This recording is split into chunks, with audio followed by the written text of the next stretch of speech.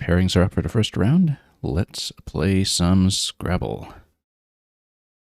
We'll just wait for our opponent to get in. We're going to be starting off the first match today against the director of this group, whom we've faced pretty much every time that I've been running this stream recently. We've had some very interesting games and close finishes, and we'll see how quickly things get together. Typically, this is a group that runs a 10-round round robin almost every week at this time.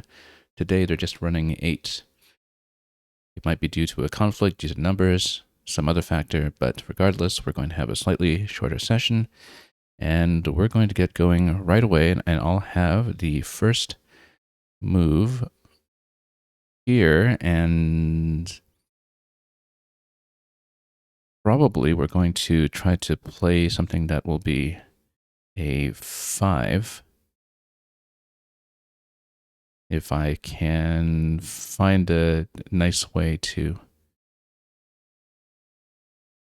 put the Y down on one of the doubles, perhaps. There's probably something obvious here that I'm not quite seeing. But I actually am not sure about some things that I'm thinking about. Like, I don't know if you can have something linky or linkier. We might just have to go with something short, like... Well, let's see if we can find something.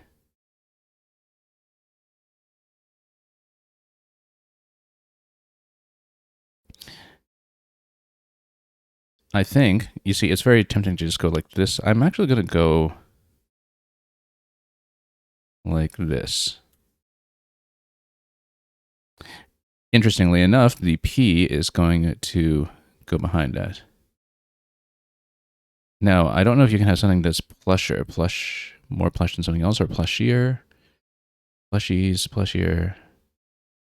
Something that's more full of plush. There might be something here that I'm not seeing.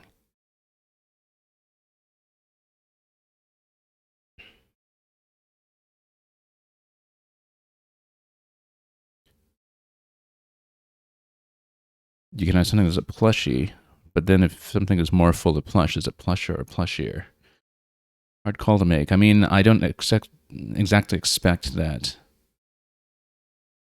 something will still be available going into this turn. If we don't really have a confident option, we'll try to play off at least a U and 1 or 2 of the heavier consonants.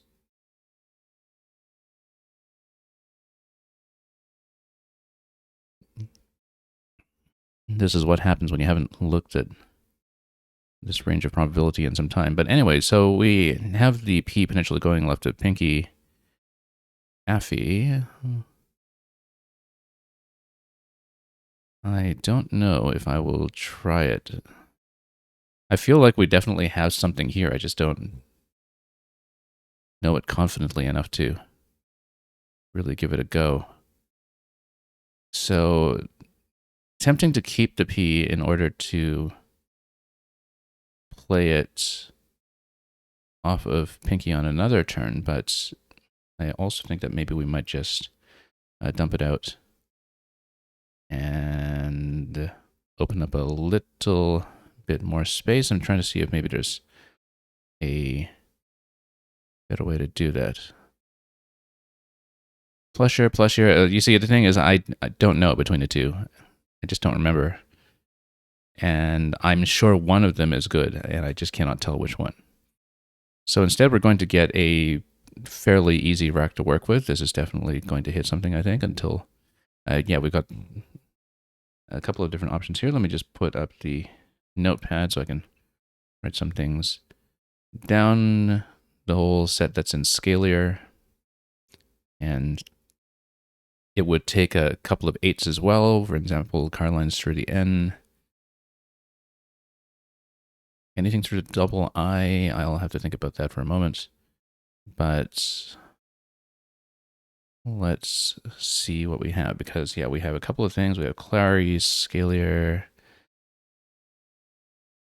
and then we said something about Carline's through the N. We'll see if anything really fits in a very convenient way. Clary's would fit to the right side of PUH, but that would, of course, have the risk of opening up the triple triple if we care about that. Also, it would put the E next to a fairly big hotspot over here. We'll see what my opponent does. He's taking a long turn, but anyway, we're likely to hit something that's not going to be too much of an issue here, because I can't imagine that all possible spots will be blocked and we'll be given some kind of opening coming out of this. There are more words in here than that. I'm just trying to see if I can actually spot some of them in a reasonable amount of time.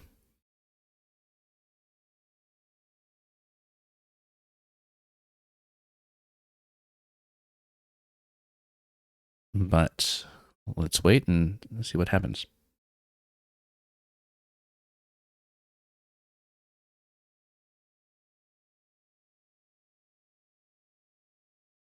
There's probably something else in Carline's as well. I have to think about it, but very often we have time trouble when it comes to playing on stream, and so we don't want to burn too much time thinking.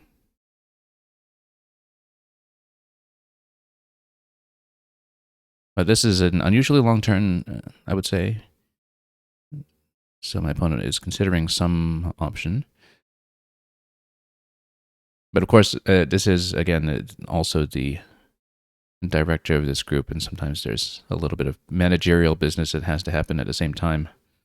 A little bit of multitasking that might be going on behind the scenes. We never know.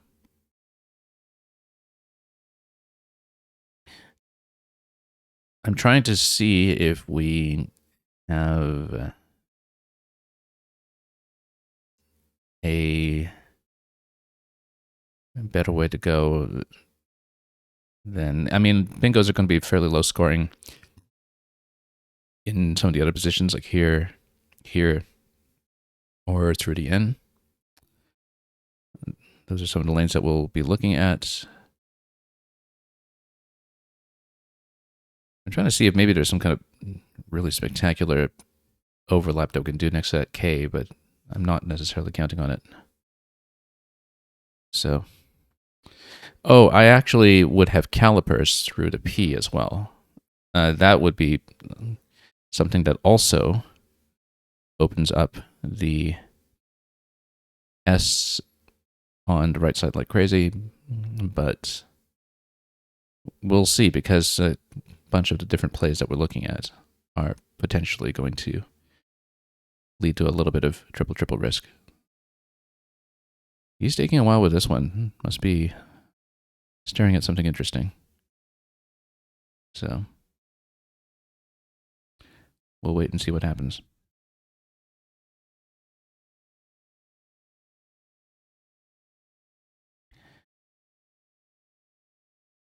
And in the meantime, I can look at this a little bit further and see if we can anagram anything else that might present itself.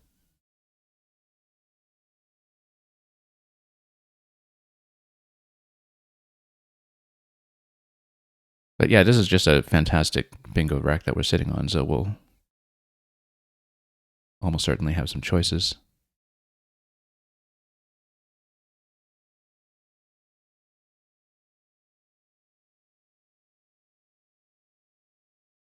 I do wonder what's taking him, so let's see what comes down on the board and see if it's something interesting or if it's just that there's tournament management that's happening in parallel.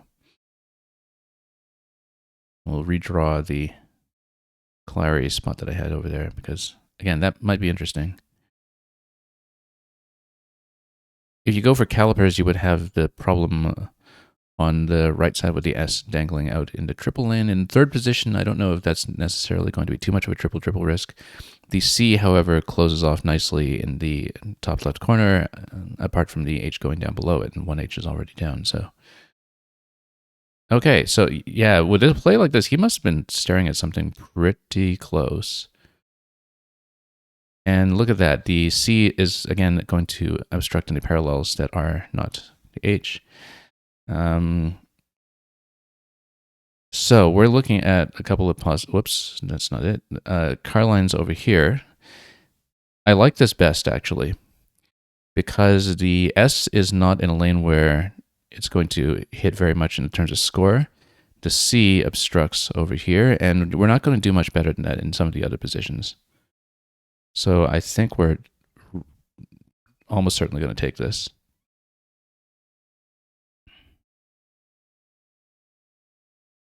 Okay, I don't see any possibilities of sevens in this rack, but there might be some eights that we need to think of. Lothier. I'm not sure. I actually have to think about that for a moment.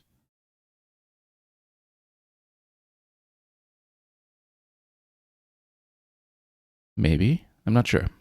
But we have the H regardless, and the H is actually going to be something that hits pretty hard on this board because you've got the two hotspot locations where it's going to parallel to or hook onto either the C or the H. So Zigzag Linky actually is good. Yeah, I had it on the first turn. I was holding Linky on the first turn, and I was considering it, but I just wasn't 100%. Same with, so I was holding a plusher on my rack, and I was thinking, okay, is it plusher or plushier? Like, what is it? And that's something that ended inconclusively. Now, this is kind of interesting.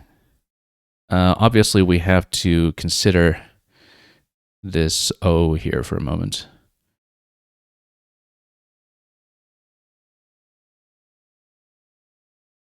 So, hang on while I look at this, because I have a sense that Lothier might be good, or something like the rack here looks familiar, so I need to think about it. Maybe I'm confusing it with something else, like Lothier and Red Hole. And Aerolift, that's what it is. Okay, yeah, the thing about Aerolift, which is of course the name of a famous study program as well, is that I always see Lothier first, and I know it's a phony now because I recognize it, but Aerolift is the word in here. But Aerolift, will it go down? Yes, it will. It will go down here. Yeah, that's why it's such a familiar rack, because hang on. Oh no, Aerolift is no, it has to go through the R as in 7. So we know there's nothing to the R anyway. So never mind. We can't play a 9 because we don't have 9 tiles. Hang on. Let's take a look at the S here. So yeah, so we can rule out Aerolift.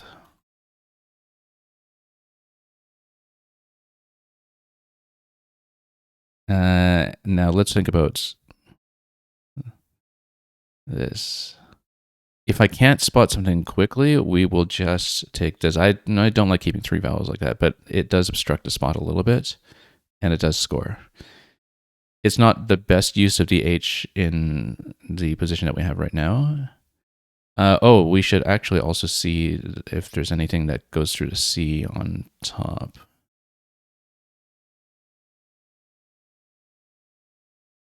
I don't really think so. We might be missing something through the S.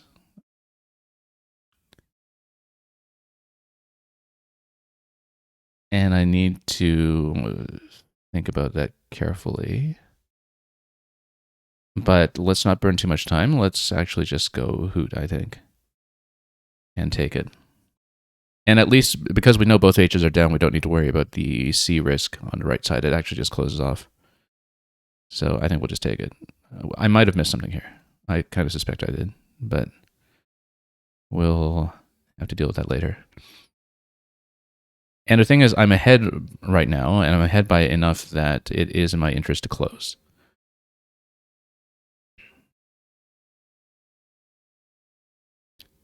Right now, the biggest risk on the board is actually just bingos to the S in card lines. Obviously, there's a possibility of 7s to the R as well, but in terms of comeback potential for my opponent, this is what we're looking at right now.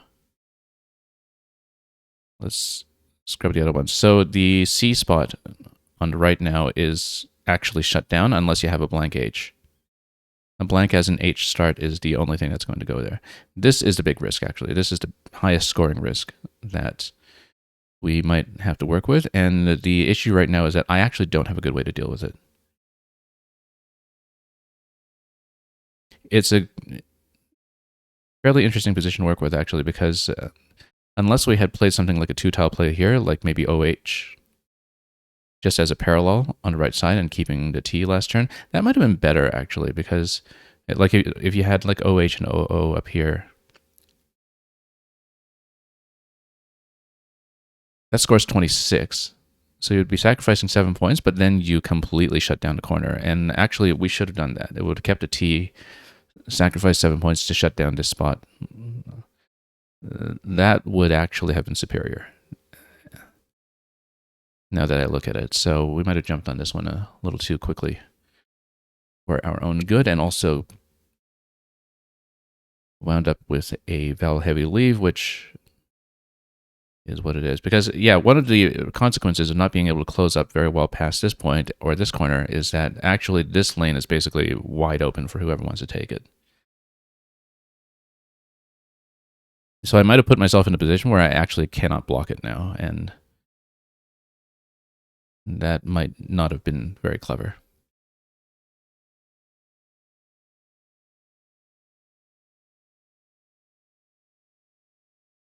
Mentions, however, is going to go down. Yeah, because with the double N there, nothing was going to start off of pet on the right side. That's okay. We, again, expected something like this. The thing that immediately strikes me is that we need to maybe dump out some of the vowels that we have. You see, with something like this, the issue is that it's a little bit vulnerable to something hitting on top. We do have the P to go on top of the EN. But it is a little bit risky to open up a double like that because it's a very possible spot for a very heavy consonant with a vowel right before it. So it's a pattern that just kind of naturally suggests itself.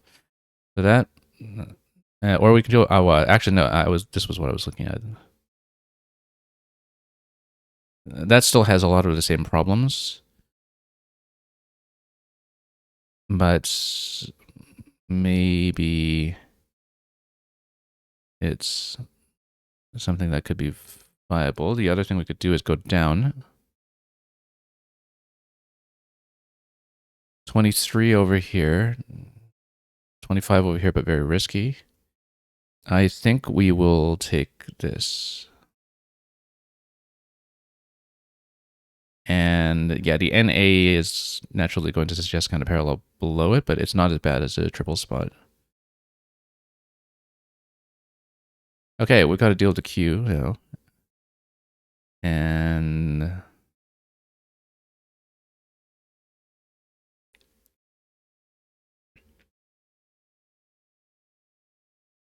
yeah, Zigzag, I don't know if there was a particularly good spot you were thinking about for power. But Moan is going to go down here for 39. That hits pretty hard. Now, priority here is that we do need to deal with the Q. And I don't actually have a good place to do it. I mean, other than just dumping the Q for 11 or something.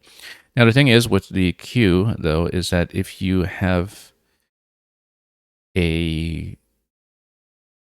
long play that turns over a lot of tiles, you might still be able to escape it. Actually, no, this is not for the Q. Just 22 here. That's actually clearly the best. We just dump Q here for 22. And look at that. We've got planar now. Not that it is going to go down anywhere yet. Let me see if there's something that goes through the C on top. Yeah, so there's no spot for red moment, but And also, planar goes with a couple of other things. It has Perlin as a 7, but I don't think the 7s are going to go down unless a spot opens up for me. Okay, we should be able to get something through here. A trapline, triplane from the T, although that dangles the E in a really dangerous spot. So, trapline and triplane. I'm trying to remember there's something... Interlap, actually. Interlap would go. Interlap would be safer. It wouldn't score as much. So, interlap would be 64. Trapline or triplane would be 74. You'd sacrifice 10 points to not have the E in the absolutely dreadful spot over there. I'm just going to take a moment here to see if we have anything through A. We should actually consider whether there's something to the E as well on the triple, because maybe I'm missing something.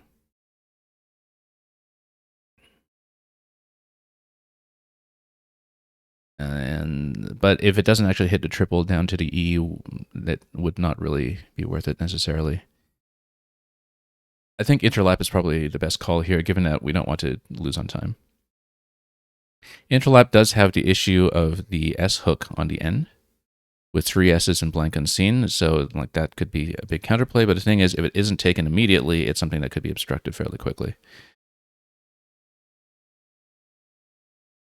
Probably by something like, well, not logo. You want to keep UU out of this. This is actually kind of a terrible rack. Probably OUD or LOUD, actually.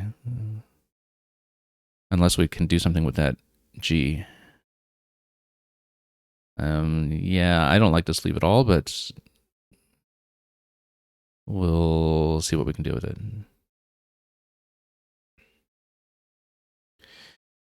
Oh, yeah, you were saying that when I was thinking AWA here, that I could have considered the P behind it. It makes it slightly more awkward to get the overlap, but the thing is, if you're playing something like the AWA, I'd actually want to keep the P as my continuation on top.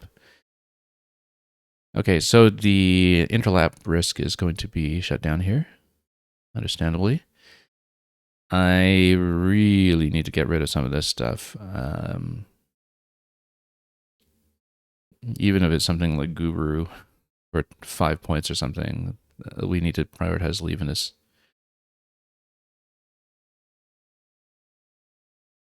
We can have the same idea I had previously. It does dangle the D in a spot where 8s on the triple can go towards it. I'm trying to see if maybe I have a better way to do it with the G. I really do want to get rid of definitely at least when you actually... I'm trying to remember if this is one of the valid spellings of voodoo. Like there's a whole bunch of spellings of voodoo, basically, and I'm trying to remember if this is actually one of them, because this one is promising. GUL is not great, but...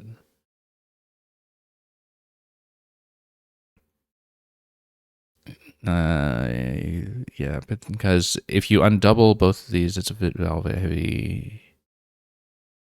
OUG or LUG. Let's try this. I think it's correct, but we have to see. And yeah, my opponent's kind of down on time, so and this is a relatively obvious play, so it's going to be Moxie over here. And yeah, there are a ton of variants of voodoo, essentially. Let's try to remember which ones were which. The J gives you a continuation here, except nothing's going on top of the U right now because we spent both O's. If we had JO, that goes on top very nicely. I actually think that if we have a way to do something with the X spot here, we can take it, but I actually don't see a way to parallel next to it. So let's think about this for a moment. Yeah, here, yeah, actually spending both the O's got me into trouble here. Now, we want to keep S because we have the S still for this hook, but...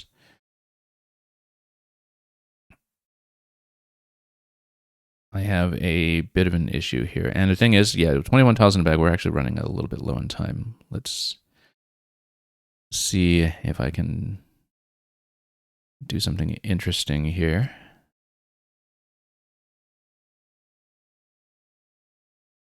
The U is a massive issue right now. If we have a good way to do... yeah, I don't know what to do with that J. We have a huge problem on our hands.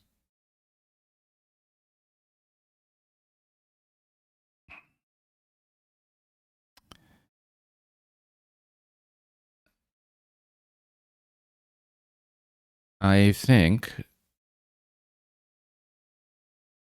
oh, I don't like any of these options. Like if we have...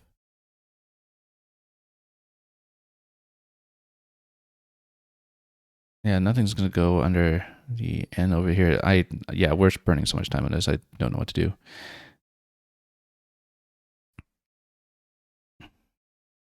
Play off single J? I don't know. That's terrible.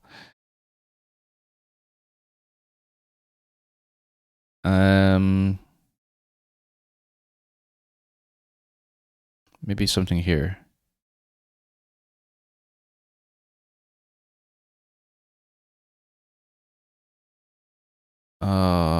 Yeah, I'm in time trouble. We need to do something here.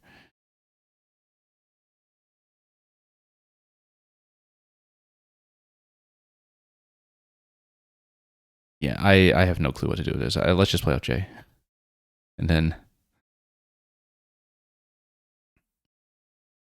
that was a really difficult turn. Yeah, ZE over here, parallel. Really did not know what to do with that. We're so close to just having... well, we have deluges. It doesn't go anywhere. Does it? No, it doesn't. Okay.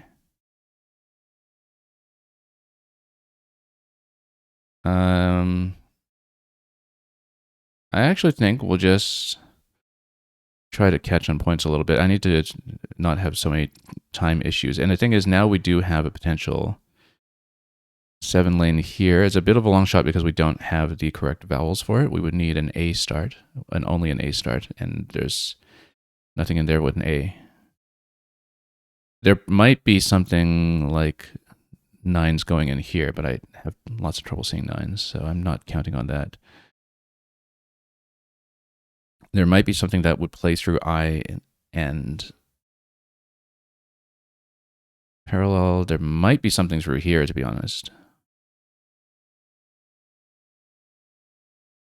Or even with the D.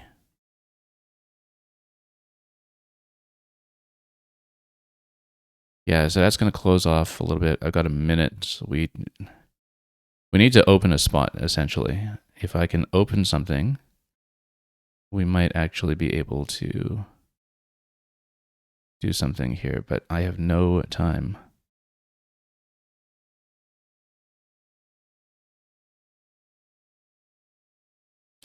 I have no time. Hang on. IO here. Let's just do it. Okay, we might have, like I said, we may very well have something that is going to be a 9 going to the ER. Deserter, no, almost.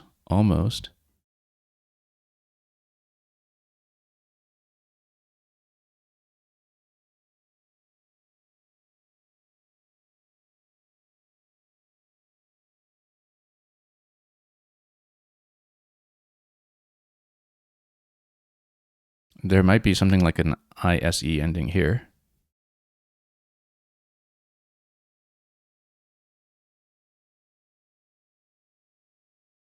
ISE.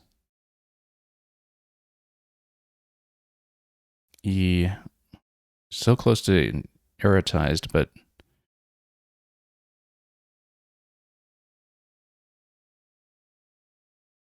the thing is we're pretty close in score. If I don't go over, there's 5 in the bag, then we need to just play for the score. It's a little bit awkward for everybody right now. Let's just go deserter. We got a spot. No, hang on. Stressed. Uh, ed steered. Let's go. Oh, I put the e in the wrong spot. Oh well, that's okay. It was a panic play. I think my opponent might actually have a play through this. I'm trying to look. Yeah, we have to challenge the last play, of course, and then. Oh, there's no Moxie. It's Mixo. MYXO.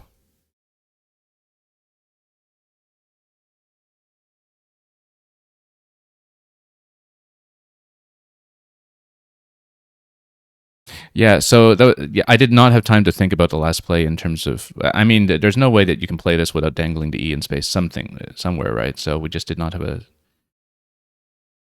way to see what I was going to do there with, I think, 3 in a bag at the time. I just had to take the risk.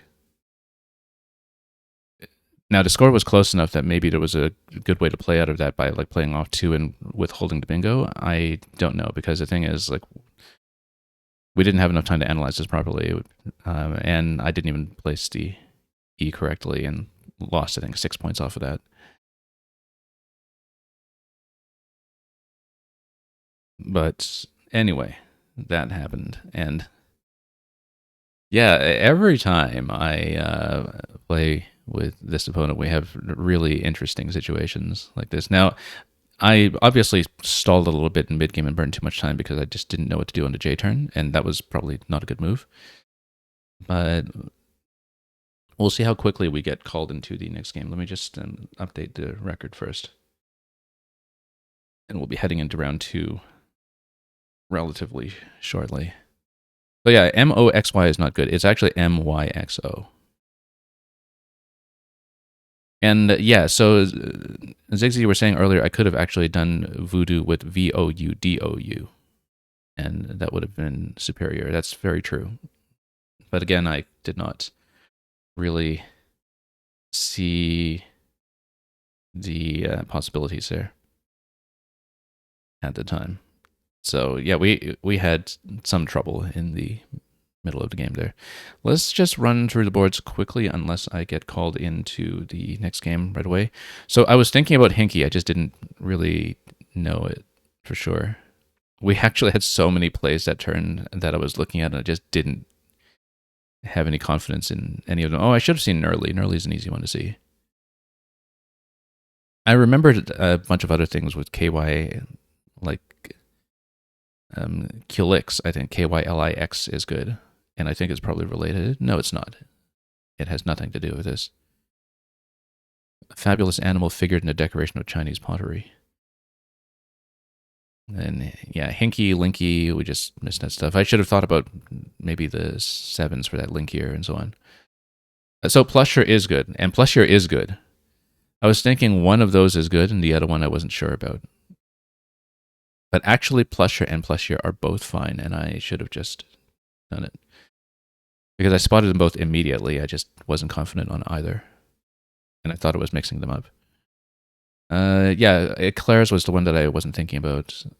But anyway, we were 100% going to bingo that turn, and I like the position of Carline's. And yeah, so I was thinking that we should have done OH on the top right instead. I like it a lot better in terms of our position at the time as the player who's ahead. And Minimint would have been an interesting overlap, but look at the S dangling on the end. That would not have really been all that plausible. And yeah, we were looking at either position or something similar, and at least we evaluated that reasonably. Moan over here, QI is very, very obviously best. By equity, and almost certainly with the position there as well. Novate, so we saw all of these possibilities. I didn't look at airplane, but airplane is even worse because of the E positioning next to the consonant spot. So in terms of the things that were available, I actually like the choice of interlap despite the S risk at the end. And you were saying Kylix is a Greek bowl thing, commonly spelled with a C instead. Yes, that's correct. Now that you've reminded me of that, that is right. Okay, so yeah, this is best. by equity. And, well, if you're dumping both U's, yes, of course it is. And, yeah, it scores 2 more, and it is worth about 5 more just by getting rid of that. Loud was the other play we were considering there, strongly. So, yeah, this was accidentally giving a phony away to my opponent. This is the correct word, mixo.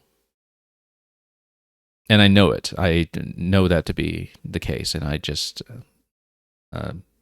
didn't look at it properly at the time. So, where was this suggesting jugs? Oh, just over here for 30. Why didn't I look at that? Probably because I was having a bit of tunnel vision for the S being a possibility on the right side of pet. And so, yeah, so there are a lot of things that we just didn't consider here. GJU actually dangling the S hook for myself is interesting. Because we would be setting up for a bingo there with some likelihood. But as you can see, scoring plays are not really all that available for the most part. This is not too bad. This keeps things somewhat closed, but then you leave the open lane for the S on the right side ourselves still. Because the thing is, as long as the S lane remains open on the right, nobody can deal with it, right? Like, you don't have a good way to close off unless you just play a 3-tile word off to C and dangle it some more. So sludge is highest by equity here, keeping the E. And then interesting that keeping the E is valued over the L at this point, but again, we had no time to really analyze. We are being pulled into the next game. IO is pretty good here. Ooh, believer. So yeah, everything here, absolutely every bingo here dangles the E for my opponent's play of villagers at the end. There's no avoiding it. So no matter what, if we bingo into this sequence, we lose. And I'm about 20 behind at that point. So you'd have to run it through a proper endgame sim, I think, to see if with 3 in the bag, there's something like a 2-tile play that would give me a spot but not be hit by a 7 in return. And the thing is, you can't really score into that. So I think regardless, we lose. There's actually 2 spots for this. My opponent took the lower scoring one, but he's also in time trouble. Just like how I was in time trouble and placed the blank E in the wrong spot. Anyway, let's get into the next game.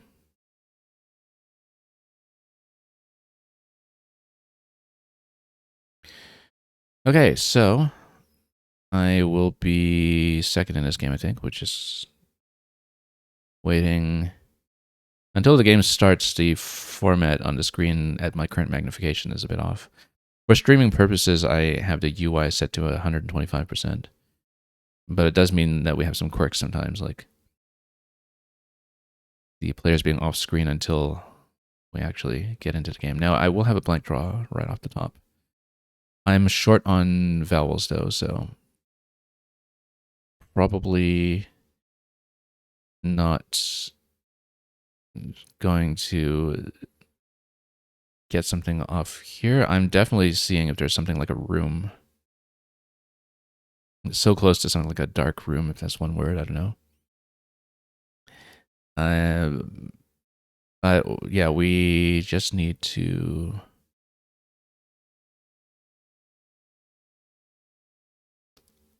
play off some tiles, and I'm going to see if I can do something that keeps a vowel, but it might be best to just go ohm like this. DRK, not the worst synergy. Scores 27. Yeah, sure, let's take it. Look at that double blank.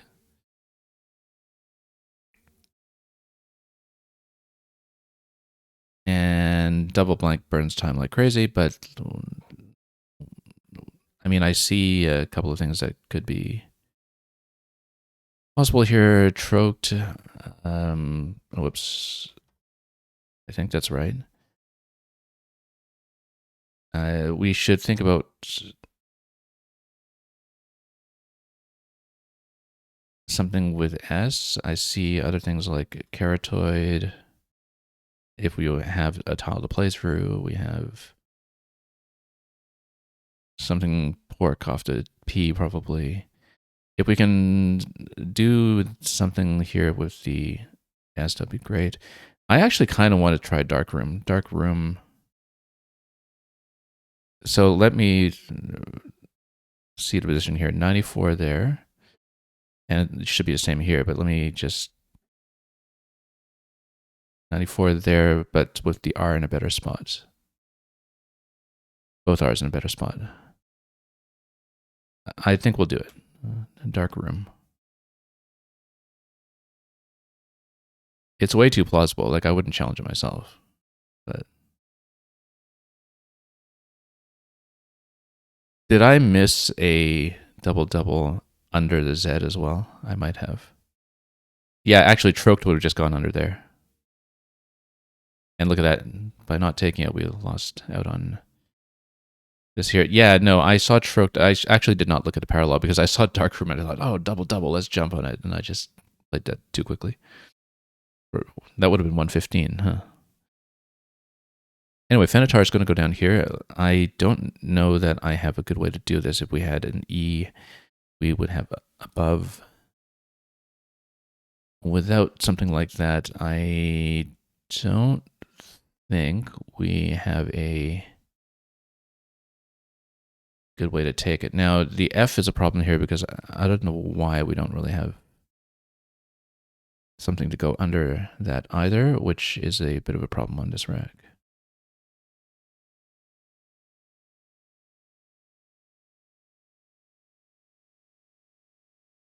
I think we really do need to get rid of the B somehow, though. Like, even if it's not the B, the V rather. Otherwise, we'd just go tub over here, but keeping VY, I really don't like it.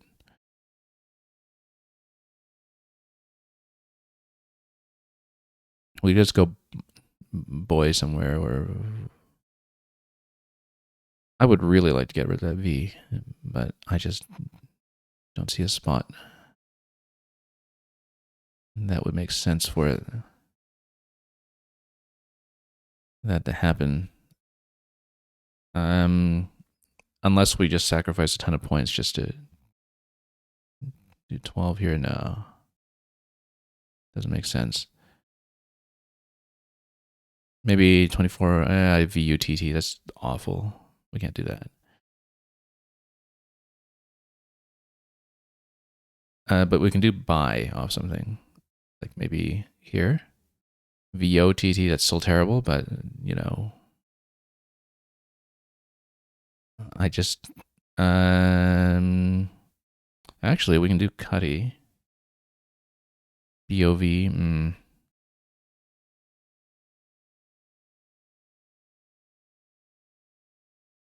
Bevy. OTTU, still better. Yeah, that's fine.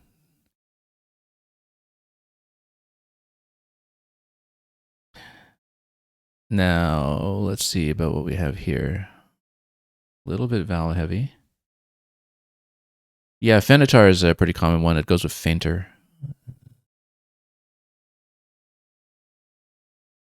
So, let's see. By dumping all of those constants, of course, we lost out on the idea of doing above or something there, but I wasn't going to keep the V for something like that. Now, the double O and the double T here are a bit of an issue. Something starting with out might be possible here. But we should actually just get rid of some of that stuff.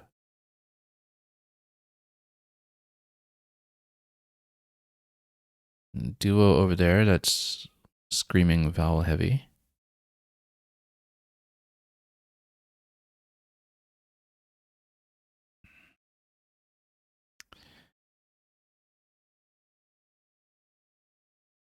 I'm trying to see if there's something through the R, actually.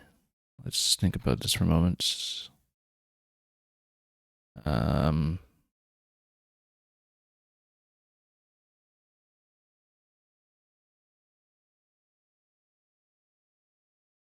I actually might just go something like tout. That's a little vowel heavy, but my opponent is vowel heavy, and that might.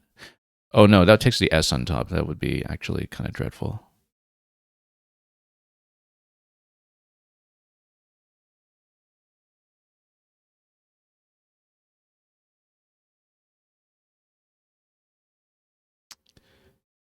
Um, whoops, wrong way. Maybe just open a little bit. Keep NOT. That might be best, actually. Well, or at least it's reasonable. It's not gonna be terrible. And look at that. We've got something to work with here.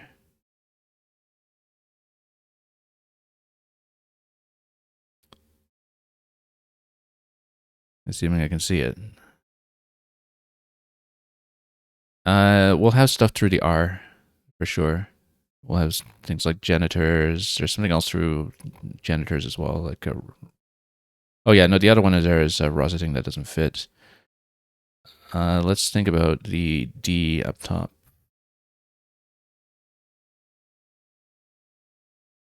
This is almost certainly correct. It's probably like something serious. Why so serious? Syria. But it's so weird that like my opponent must be confident in this one. Like it's so bizarre. It looks way too good too. I think we just go janitors. It scores a little bit poorly, but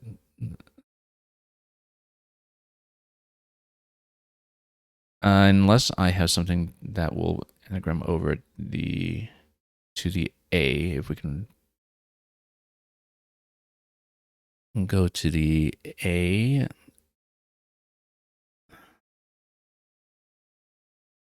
With one of the words that fits there.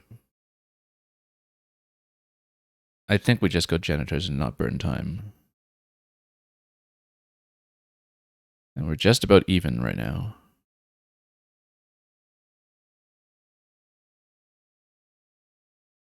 So you said that I had about, or could have done tout on the right side of duo. Yeah, really?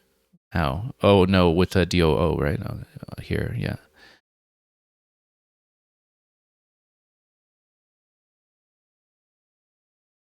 Now the double R right now is a bit of an issue.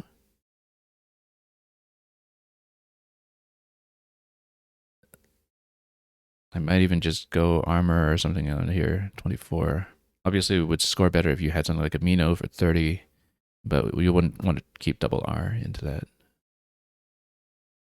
I should actually see if we have something that would go over here.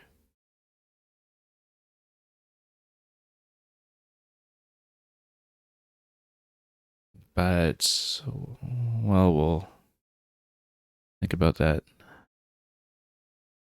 And regardless, that's going to be closed off a little bit here. I mean, the spot next to E is still potentially kind of big. For a 4-pointer, looking at the pool, FHW, I'll go there and might become relevant at some point. I might even, that didn't score much. Yeah, this is not too much of a risk here. Nothing's really going to go. I might go with the armor idea. Keeps a little vowel heavy. I wonder if there's a way to improve that. But I prefer that over something like Amino. And then we'll have the X available here.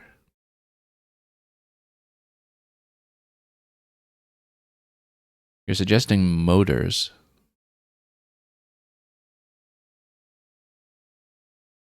Shoot. Now, we have a natural spot here for XI. Or possibly even NIX, and then it does take the E on the bottom, but then an EX takes O on the right, but there are no O's left in the bag, so that's actually not a risk. So that actually shuts off the right. I think I like it. TI doesn't take anything in front on the left side, so nothing's going to parallel down to the X from the double either. The only thing here is keeping double A, but it is a very, very high I-heavy bag. So let me see if I am missing something here, though.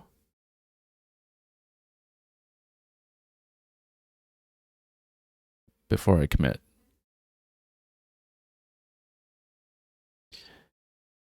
But if not, I think this is the play. Yeah, E on the bottom doesn't matter too much. It's worst case going to be like a score of 25 or so if you have something like EH there. Shoot, I don't know if that takes a D on the N. But I don't think I would have taken that regardless. We're so close to bandwagon, although we don't have 2 tiles to play through for that.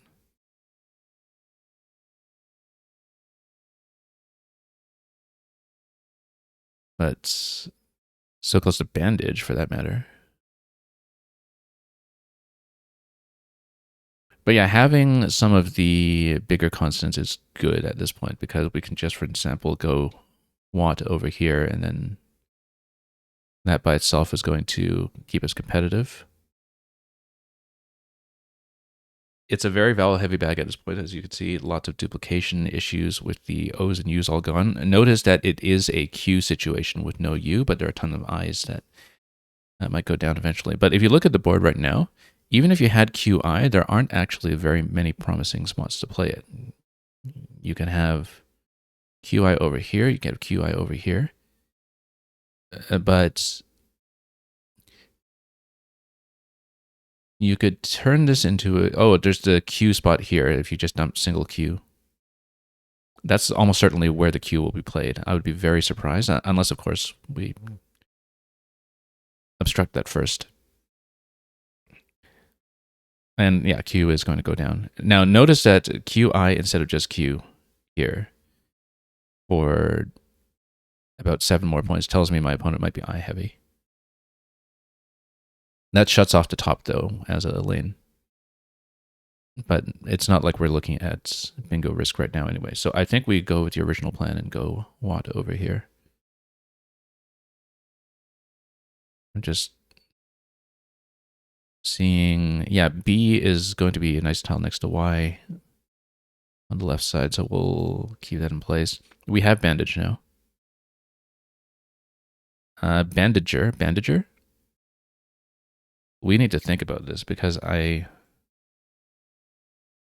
or would it be something that would go through the R and end with an ED? Bandager. Something who puts on a bandage? That's a bit risky. Bandager.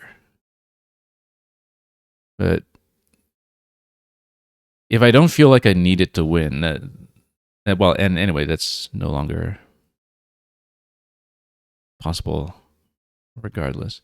However, we can do something like badge over here. And that's not too bad. I'm looking through the R here anyway, though, in case we have something that actually does go down. Not quite bargained. We have 3 E's left in the bag. Playing off the E means that we don't take the spot under Nix. I'm also just double checking that we're not missing a massive parallel. By the way, I bet the computer's going to pick up on something like a disconnected 10 through here. I'm not going to pick up on a disconnected 10, but I actually wonder if we should just play out D here, badged. I don't know. It's a little bit of a valid heavy pool right now. I think we keep it. Sacrifice 6.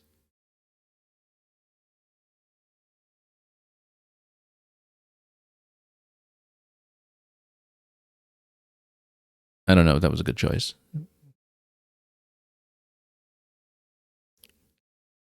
We should probably kill this spot soon. Nothing's too risky there right now. Just a P, actually. And look at that. 4 I's in a bag. Things are going to get rough. So, okay, we've got 5 minutes left. We need to inspect this pretty carefully. Right now, there's a single spot for the Y over here. We don't have the E for a play down here, which might actually start to come to bite me,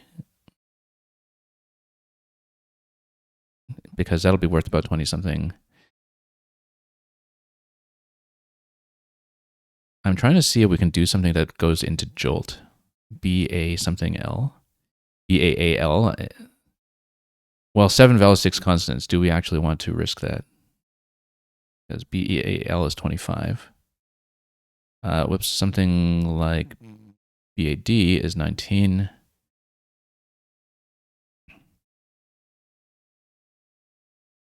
I feel like this is not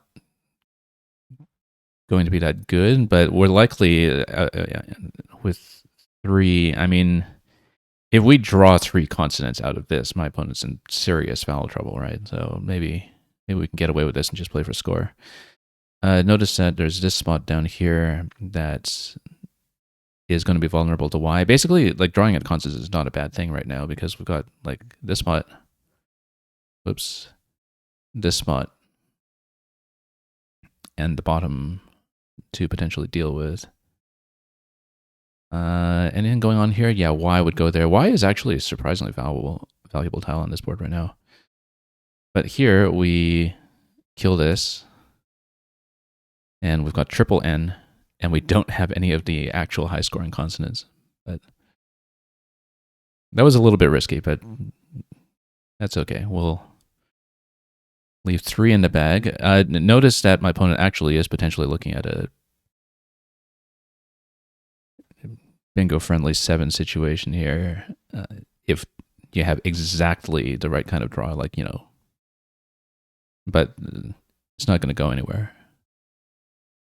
But yeah, there are a lot of things that are going to basically rack up 20 to 30 points at a time for my opponent here. Like that, for instance, 31. That kills the S, and now we have a bit of an endgame situation on our hands. So yeah, the Y is a big problem right now. We need to kill this spot at the very least, probably just A and A. But then do I have a plan coming out of that? Because I don't see any kind of out and two possibilities here, unless we have something maybe to the E down here. We could also maybe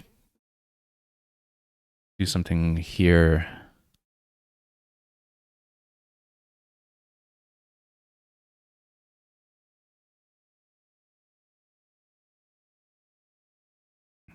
Like something DERS.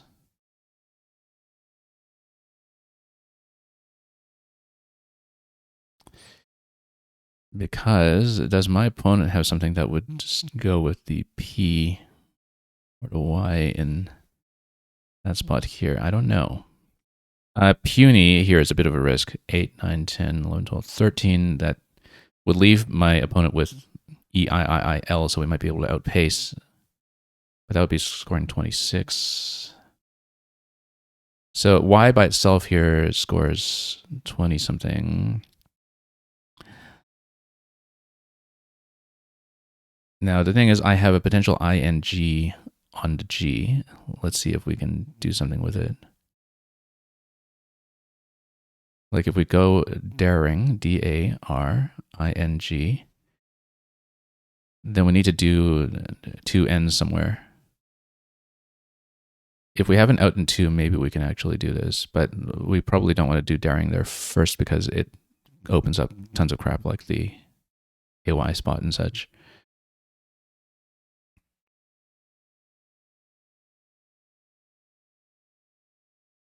So do I see an out and 2 that would actually still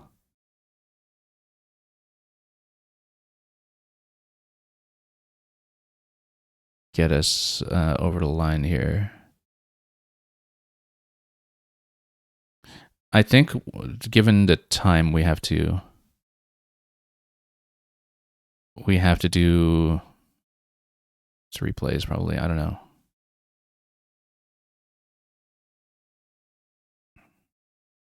Like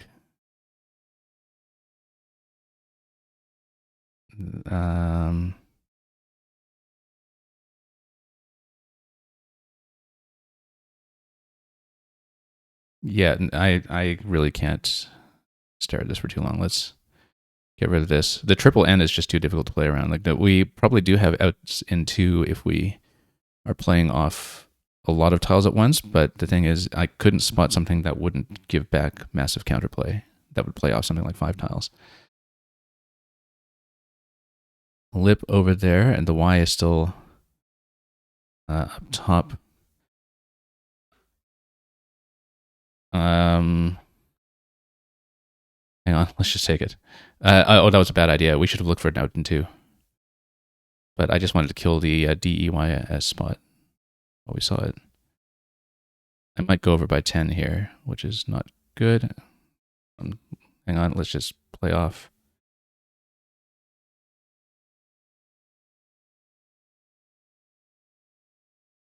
And then we need to play off at the end here. How do I see a spot? We need to go instantly. 3 here. 3 here. I keep getting myself into these time situations where my opponent can win at this point, I think, but we, yeah, I'll 5 here in the bottom. That'll be safe, actually. Can I pre-move?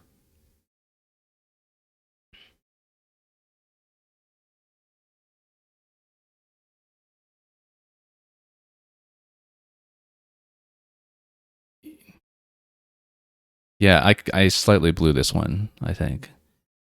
This will get me up to 409. My opponent will not have an out. 409 means that he needs a balance of +5 on this turn.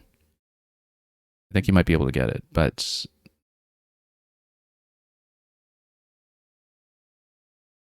we'll see. Actually, yeah, the yaw spot was kind of worse for that. And the MIDI there actually does score enough, I think. So yeah, I kind of blew it. I think I had the win there. And I lost by 5. I think I had the win if I did a ride out in 2, but I had a bit of a time panic move there by playing ride there, thinking that it would block the Y spot. He had a better Y spot there anyway. So we actually should have done something completely different, like maybe ring or ding or something. Like ring followed by din here.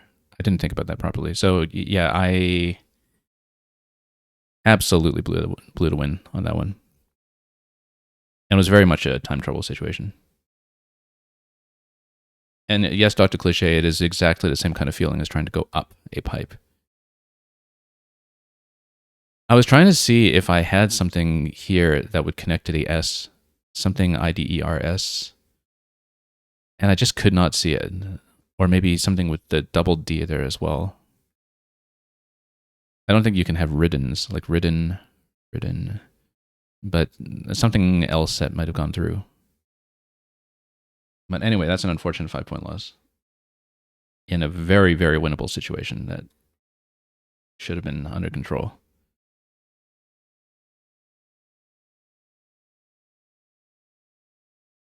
Too bad.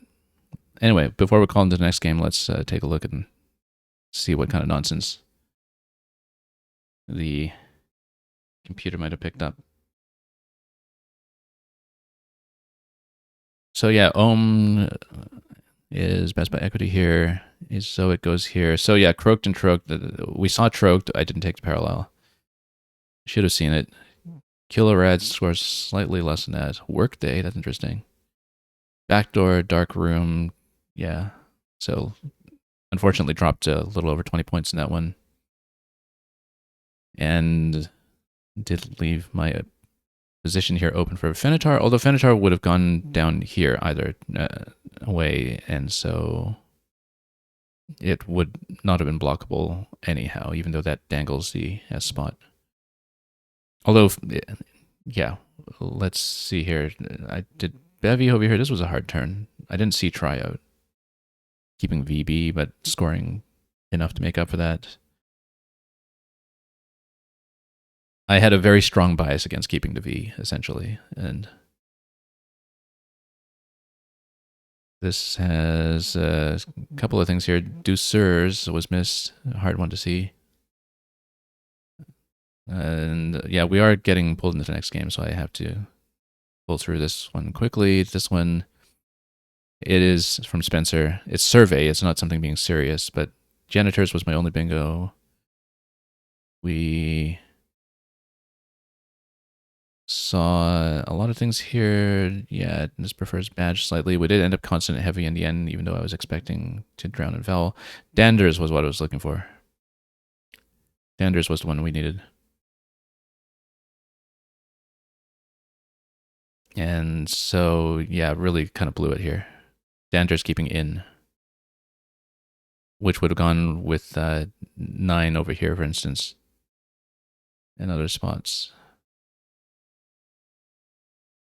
So, yeah, this was just really poorly played at the end. I missed all kinds of possibilities, but let's just get into the next round. I don't have enough time to look at the loss there. I think the winning routes were very clearly available, and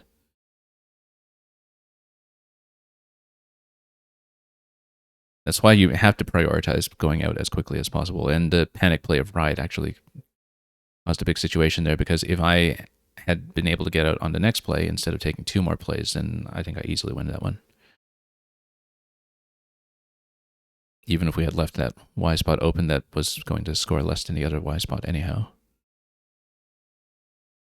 Anyway, we have things like a maze here. We have the potential JA parallels that could go somewhere. Let's see what we'll do with this. I think we just parallel a maze on top of it for 36. Or we do a maze and then leave the spot on the left. The issue with that, of course, is we'd be keeping double A, and maze also takes S in front. I think we just take this.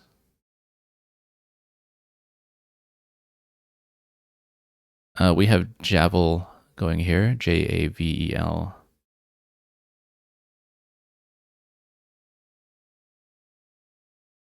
That's almost certainly going to be best. And let me think about this for a moment. Because now we have the equate possibility. If I actually have some way to take advantage of that, which I honestly don't know if I do. And then, yeah, we can't do Javel in the bottom anymore, obviously, but maybe something through here with JE.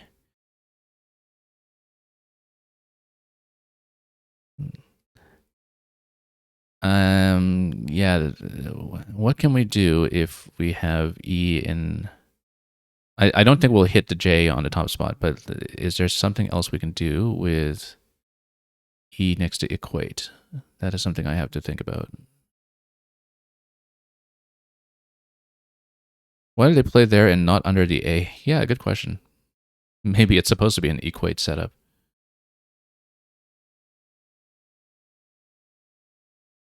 I think we just go veal for 36 here. Unless there's something I'm missing with... Yeah, it's too bad we can't get Javel down anymore. Like, we can't just dangle the S there. But dealing with both the V and the J at the same time would have been amazing. We have things like Hijira, like here, for 40.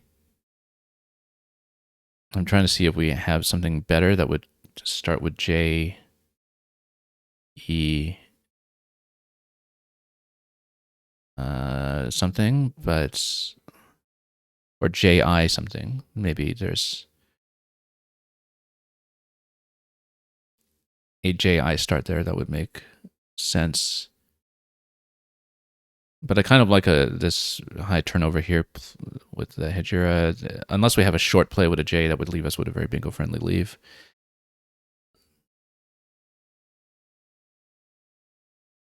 So we'll just see what happens here. Notice that veal takes a U in front. I don't know if that will be relevant at any point, but...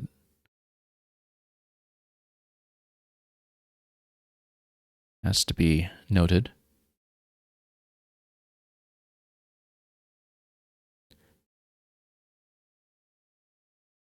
If we can find some other way to play out the J in a way that would play over top, that would be great, but I'm just not seeing it right now.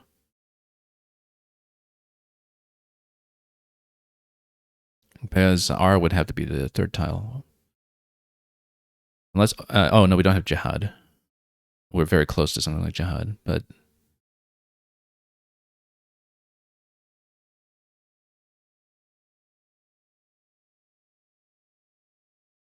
we'll see what happens. I'm liking Hijira as first choice right now.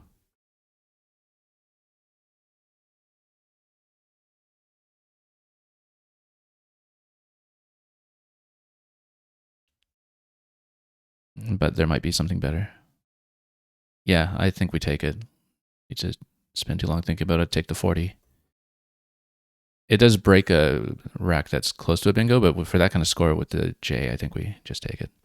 H here is going to take a T over top if we have some way to deal with it. Right now we need to dump consonants. We should take advantage of the CK synergy if we have a way to do it. I missed Jeet on the equate turn. Yeah, that's my V dumping bias for you. That's the kind of thing that happens when I just immediately think about killing the V. I see Brock over top here right now. I like it. I think it's probably almost certainly going to be best. So Brock over here is 40.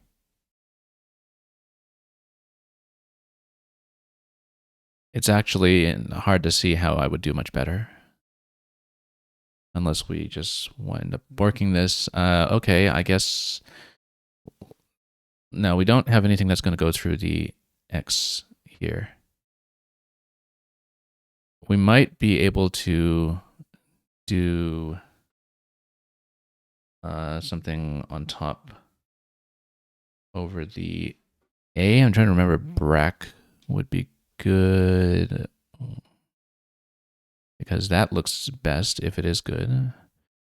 Unless there's something that would start with a... Well, let's start with a K maybe. The thing about Brack... So the thing is, this doesn't really kill the X spot necessarily, but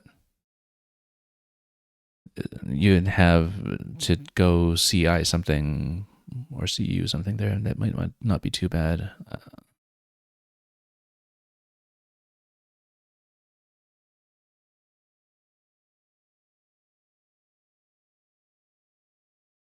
Then keep the T for the them spot on the left.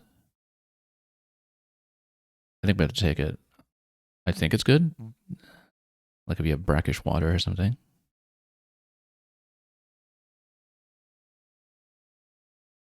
But I could be wrong. It is challenged. Okay, and it's good. All right. It's a flaw in cloth. That's not what I thought it was, but it's a word, so good enough for me.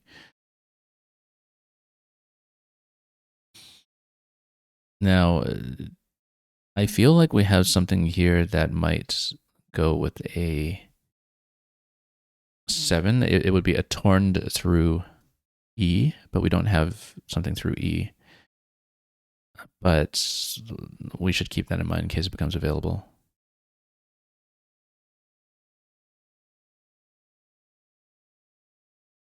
One of your favorite Phantasy Star 2 tracks is called Bracky News. Interesting.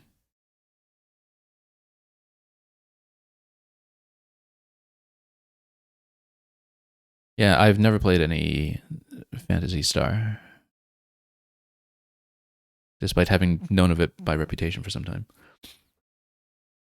I don't really see a way that my opponent's going to dangle an E somewhere that will give me enough room for a torn. It would be miraculous if it happened, and I just don't see logically where that would go.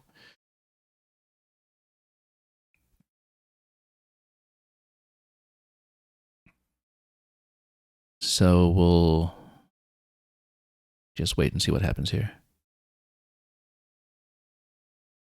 If we don't get something to work with here, yeah, a double T is a bit of a problem.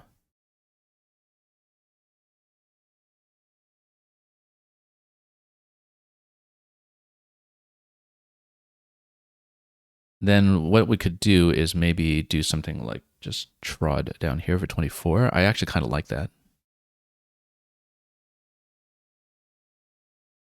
It does spend the, well, I mean, we have the other T, so, having small plays over here later is still a possibility. And we have the A to follow up underneath for something past Z with Zeta if it becomes possible. So my opponent dumps 2 constants. That's interesting. Might be close to something, might also just be consonant heavy, but I think we take trod. Way too many eyes. We'll probably just go piano or something. If we have a spot for it. I don't really have a spot. Even if you dump something like this for 13. Like we were saying earlier, this might be quite possible now if we want to take that. Actually, I'm kind of liking this sit for 34. The thing is, though, the bingo lane on this board right now is this. And, of course, off of Brack. And anything, well, the same thing off of Z, except that also takes the A. But these are the lanes at the moment, and look at that. So that's going to, well, I don't know if that's supposed to be maybe an L or F setup above it, but my opponent is clearly like trying to adjust to something here. And that would potentially be a setup. So, but I think we just kind of take points. And if there's bingo that goes on to the right, I mean, if it goes next to hit like that, why wouldn't it just go here? Unless my opponent is unsure about Brack taking it as having challenged it earlier. So I think we just take the points. And then we have the F to go on top if we have a good way to do it. I'm not sure that we have a good way to do it. Unless we just have something small. But I have the F and more than half of Chianti yet.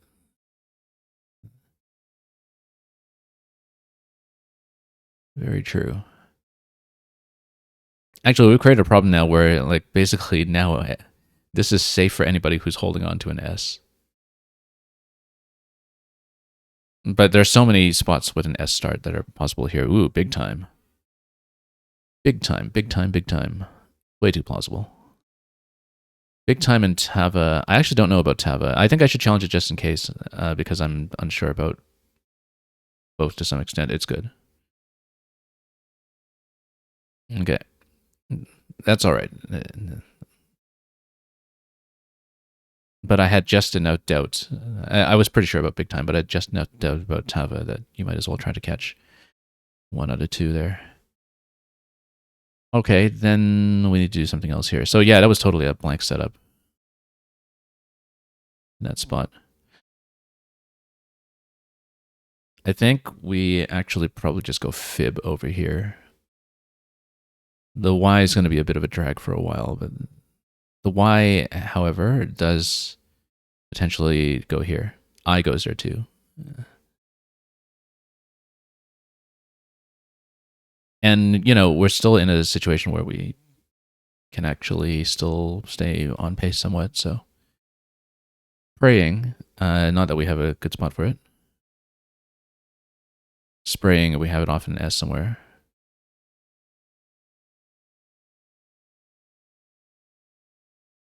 Partying through a T at some point if something is dangled. So, if we don't get it, we'll probably just do something like yip or yap over here.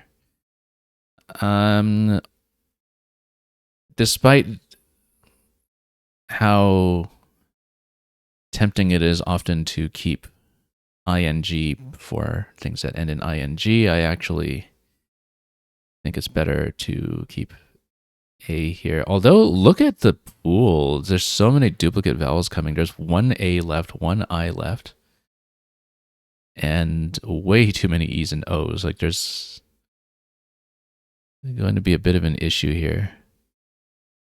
It does mean that the risk of duplication on the I is not that bad.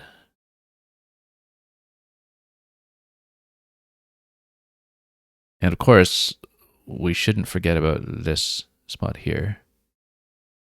Given that the duplication on the I is not that bad, maybe we go with yap there instead of yip. But then keeping the A allows you to continue with something up top. With, for instance, just PYA, except then we kill off our own hook possibilities, so maybe... I actually think that maybe we can keep the ing in this scenario, since there's so few eyes in the pool, that duplication risk is not that bad. Okay, so I don't know if foreign takes an S, if you can have foreigns. But of course we have a lot here. Ignores Senor Aringos and regions, none of which are going to hit double-double under yap. Foreigns, I don't know. I'm not confident enough in that to do it, I don't think. But if you can close the corner here, then we can pull ahead, and this is not a very bingo-friendly board apart from this spot after that. Do we have something through that E? Or we can also just go... I don't think pog is a word, actually, unfortunately, despite PogChamps. I'm trying to see if we have something through... Whoop, accidentally scrolled the whole board down. Let me think about this, because I actually don't think we have a massive parallel with one of the sevens, and I think these are only sevens that I can think of here. Let me take a look here with the double E. There's absolutely something in there. Whether I can see it quickly is another question.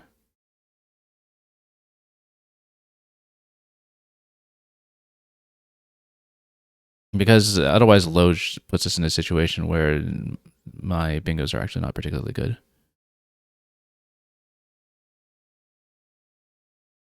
Unless I try foreigns. But I think we close off the corner. I think we... are we worried about the O in that spot? Let me think. That's worse. That's worse.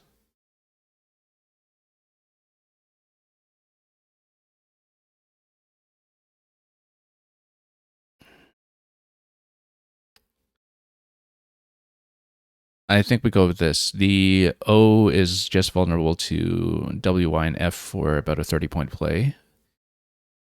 Everything else is actually okay with this. There's almost certainly something I missed through the E. But I actually like the closed corner here. Oh, it's just a ring goes with the E. Yeah, I think I just saw that, actually. Yeah. That's not a great position with it, though. Maybe. Oh, latent is going to go down. It's a very tight game at this point. 3 E's, and I don't have any of the E's actually due to continuation. I also just don't have vowels that are going to fit up here. But yeah, I do wonder about foreign taking an S. I think Wiley is absolutely going to be best there, despite the total lack of synergy in what I have left. It's a vowel heavy bag. Let's see if there's something that is even longer here that might go. I mean, I don't want to just do a small play like ply despite keeping the I there. I think given the vowel heavy bag, we have to do this. The C is the big problem here, actually, in that it might have some trouble going down later, but I think we have to take this. Oh, except, yeah, so W and F, of course, are both useful in this situation. W, F, and Y, like I was saying. But now we have the place for the E to come down here. If it isn't taken first. It's 7 in the bag right now. Look at the massive duplication of the O's and U's. We absolutely go down here if it is available on the next turn. It's probably going to be something like send. I don't think we spend the S in front for the extra 6. We can also do, no, we have to go heavy. I mean, it depends on how many are in the bag. The decision has to be made based on how many are in the bag. Keeping F keeps this open as a threat if we draw an O. Currently, my opponent has no more high-scoring tiles. I don't know if Big Time takes an S, but I'm probably not going to mess around with that myself. There is the possibility of an S bingo still with the other S presumably being held by my opponent. We should also take a look at this closely if we have the O or the U to go next to the G.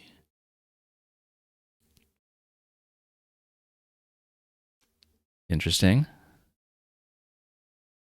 So 4 tiles in a bag, then we don't empty the bag. If we don't empty the bag, the play should be SEP. Or PEC, one of the two. I don't know if it will matter too much either way.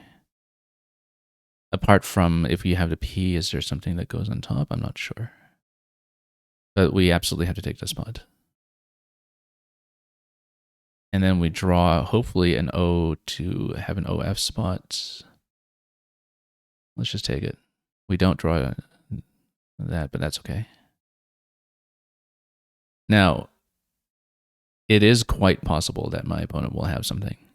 I'm just trying to see, but it has to pretty much be an S start, unless there's an S in this position or an E in that position.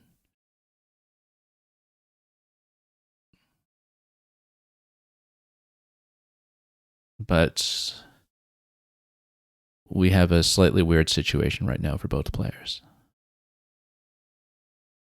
UTU would be good if we have a spot where we can use it.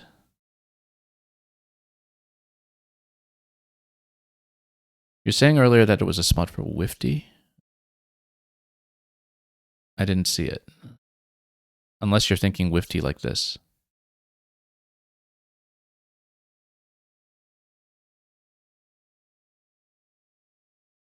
Which I guess would actually score decently. I didn't map that out. I was looking at just jumping on a triple right away.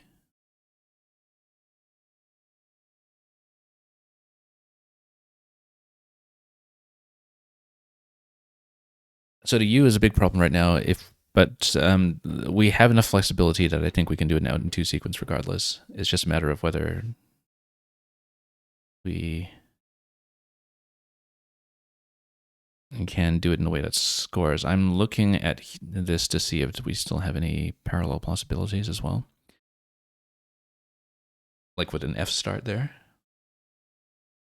That would just be fest probably though, and unless I have an A to play through and UU isn't going. Fest is interesting, it scores 30, but then you can't go out in 2 with the UNU.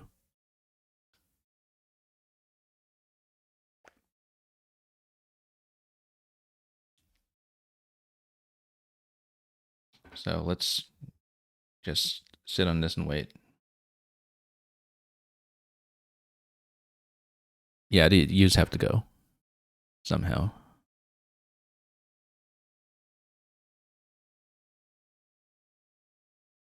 Notice F is actually going to be quite good over here. We have a 3 and, oh, okay, oh. All right, so let's take a look at what my opponent has. DELORSU. Do we have a 7 in there?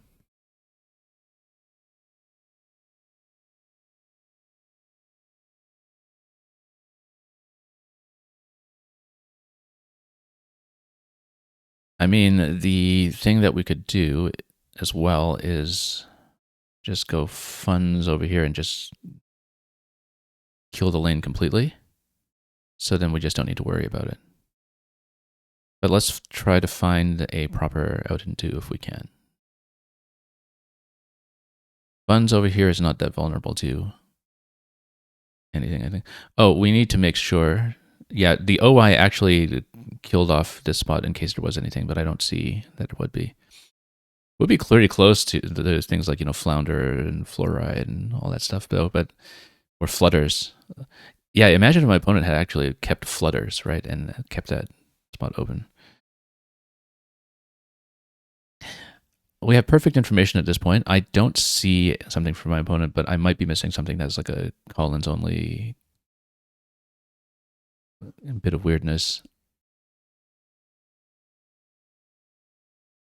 So funds is looking okay at the moment, because then you really kill that off unless there's something like OES ending here, maybe. I don't see it. I see things like roulades, roundels, a whole bunch of things. But I think we can get the win.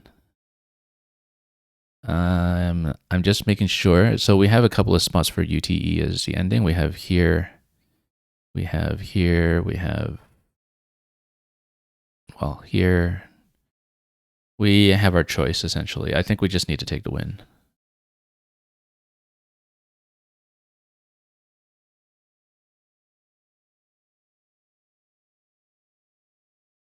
But yeah, blocking the F was a bit of a weird choice. Maybe that was based on, having the F unseen in the pool, and I've got the F for some scoring. Uncertain about funds, that's a worthwhile challenge because it's not intuitive that it takes yes unless you know it for sure. And the thing is, it's a situation where my opponent needs to kick this off to win.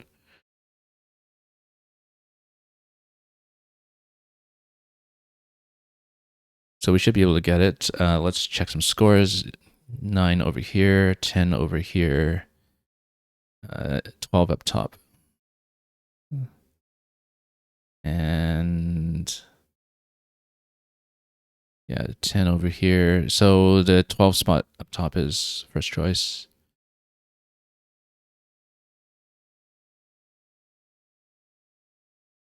There probably was a better option for me. So I'm thinking like if we played UTUS, for instance, Utus, then we keep FETS, and then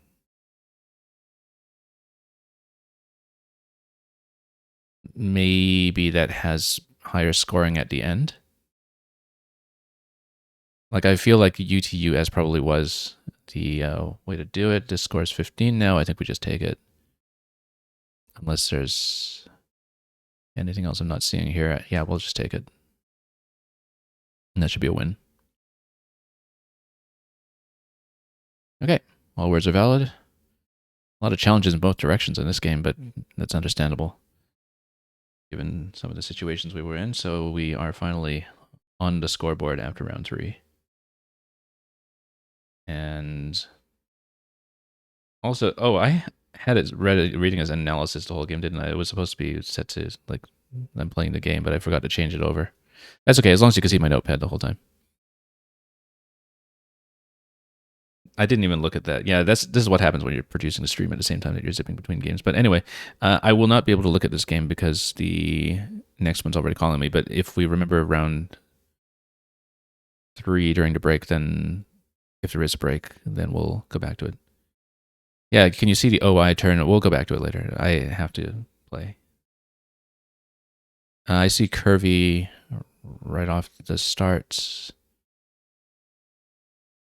Unless we have a good way to use the Q with the U, but that would be with a vowel to play through, something like an E or an A.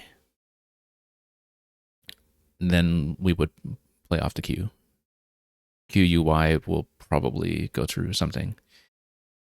Unless it's only an O or an I on the first play. But if we see an E or an A, likely we just need to play through it. Exchange. Okay, then we play it curvy. Curvy takes an S in front, but in this spot, the S will not be too bad. Yeah, usually you don't want to just play off the U and keep Q, but the thing is, on this kind of rack, we have to, and we still managed to draw into the A after that. And the thing is, we have the U available for the Q. It's just that it's somewhat likely that my opponent will play through it. Exchange 2 must have been close to something, but anyway, the other U is available now too for doubling, but we don't want to stretch that too far out into space, I think. So let's think about what we can actually do. Maybe just quad. We'd want to do it on this spot instead of the other one. It does create vulnerabilities to the S on top and bottom. If we go quant, that would take stuff like an A on the bottom as well. Quad, a bit of a vowel heavy leave. This stretches, yeah, this opens up to double-double. Well, this kind of technically does as well. I mean, or we could just ignore that completely and just go QAT over for 30. Which is actually absolutely possible. And it breaks out of the square corner there that's going to cause problems. Actually, this is not too bad because we can follow up on the left using the O and the B, potentially. I'm going to take it. Now, do we have something that we can do with the double B?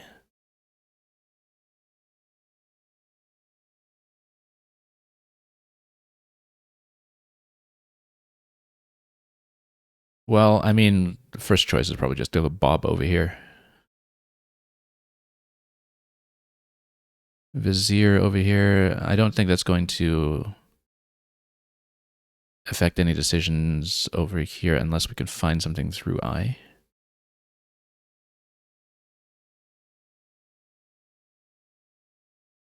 Ribboned. No, it doesn't fit. I should actually see. So can you be something that's unrobbed? Like if you're a bank that has not been robbed, unrobbed.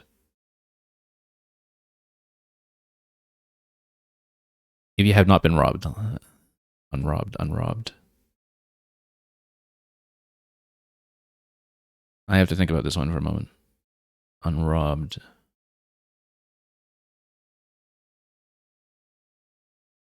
I think I don't think I can take it. Let's just take points. We're close enough that we'll get something down soon, I'm sure.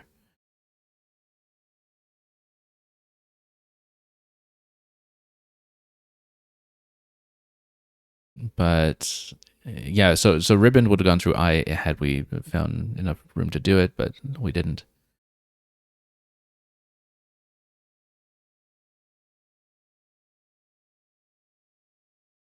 We're a little bit short of vowels right now, but in terms of bingo possibilities, but maybe there's something that we can do. Brow is going to go down. Trying to see if we can do something through that W, or rather something through here with the N. So a couple of possibilities. Find 39. Hinder 47, but with the R in a very dangerous spot. That's an 8-point difference. I think we just go pined. Unless I'm missing something. And keeping HR is really not bad, considering that you can follow up the W on frown with WH something. Let's do it.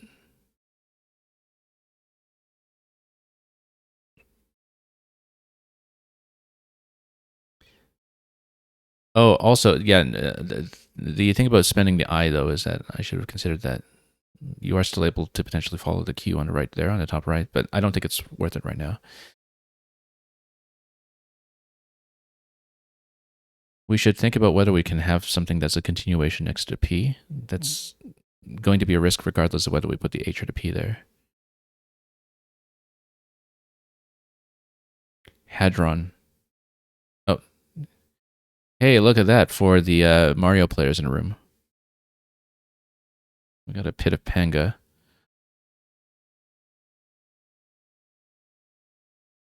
I'm pretty sure I've looked that up before, and that I know it because of the pit of Panga. But let's see what we can do here. Probably not just WHO here. We might go something on the right, just unduplicate the N for 26. Notice too, H is actually potentially valuable here because of the C position, but I think we just have to take this.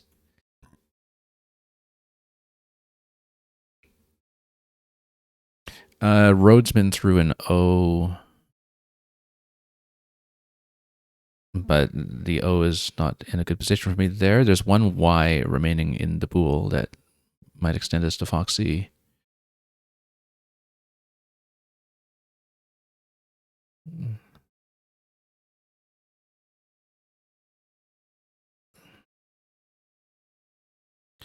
Yeah, the MAN ending is not quite working out for me here. I might actually just go parallel next to this. And despite the D dangling in such a dangerous position with my opponent playing 2, that's a little vulnerable to things going to its left, though, with the E next to the M. I actually think dropping M like this might be better, because then you force, well, because we have the A to go next to the D if necessary. And then the bingos are less likely to go down next to the M as an ending of an 8. So this, potentially, if I draw a good consonant to go on top and a good vowel to go in the bottom near the M, then we can follow up with the A. I actually don't mind this idea. Okay. I know concerns with an extra E is good. I have to think about, there's something in here. But we need to see here. The thing about double S is that you don't really see it come up in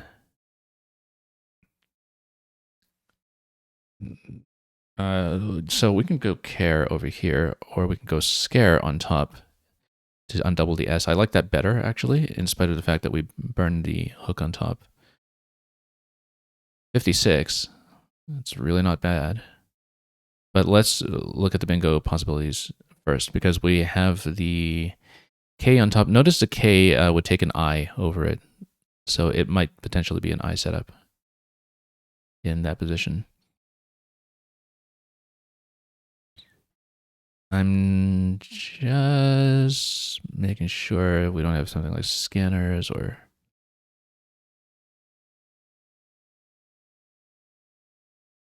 Not quite cancers. Look, it's 50-something keeping NS. I think we just take it.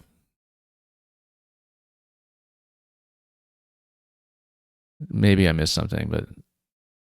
Okay, so next thing. My opponent, I think, is pretty clearly trying to leave lanes open, so we need to be aware of the I risk over K. I don't think I knew Mansard. Actually. Zigzy. And yeah, Zigzy, you see, my main audience on this stream comes from Mario Maker, so we're all extremely familiar with Panga's exploits.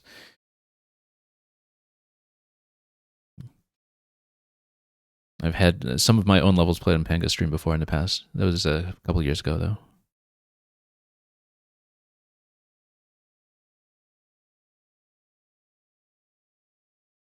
But we used to get some raids from Panga, actually, every now and then. It was one of the streams that would end at the right time, too.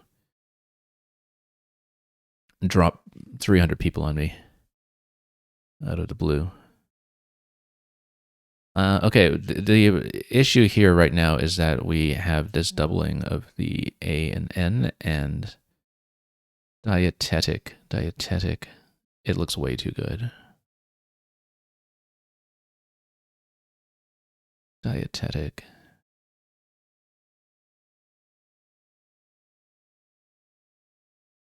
And regardless, let's take a look here to see if I can do anything.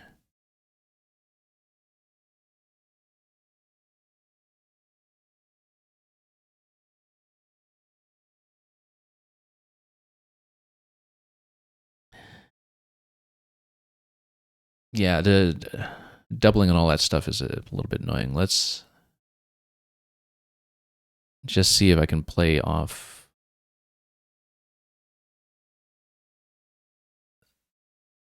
an A and an N somehow.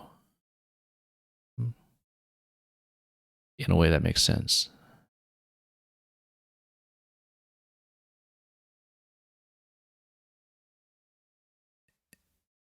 What about AN like this? I mean, it does kind of obstruct the top lane in case we need it. Going to the D. But the score is close right now, so the thing is, I don't think it's massive problem, but we should reconsider.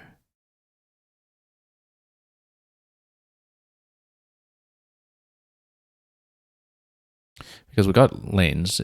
They're dangerous lanes potentially, but then we have stuff through here. The possibility is to stretch out like this because then you potentially can, or like this because then you dangle a 7 lane that goes to the left. I actually don't mind that. Okay, servants, taverns, and the Versant. So, but is there anything going to the D? I don't think there is. And through the E, you would have, no, let's see. Veterans won't fit, but eventually through another E, maybe. The thing I was thinking was AVENTRES, but that doesn't go in that spot. So yeah, I'm looking at this lane here for anything. We don't need it necessarily. I should also take a look at to see if there's anything that will go through I.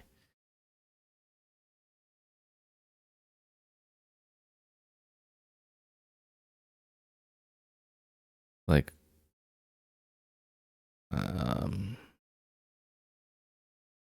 there might be something. The V is sometimes a little bit tricky to work with.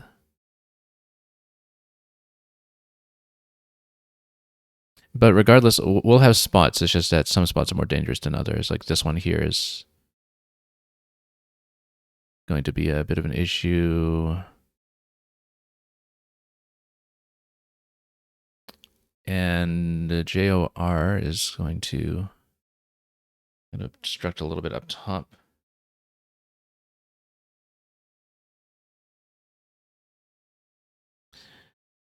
Let me think about this for a moment because we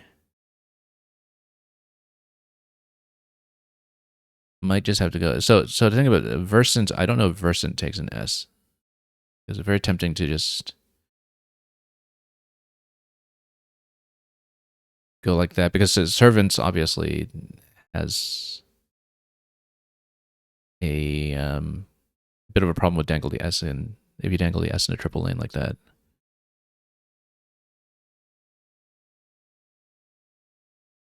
But I don't know if Versant is only an adjective because in Scrabble sometimes you just can't tell. I think we. Whoops, hang on. I think we just have to go servants down here. I don't really like it. Like you got this spot here, you got the S in a triple lane. But we're going to draw the blank for stuff like alloyed. If it goes down anywhere, it might not. You could also have the ly ending somewhere. Oh yeah, I didn't think about trad. I've seen all the fours that are the hooks, but it's one of those that because it's colons only, it doesn't come to me intuitively. Like I don't visualize it well.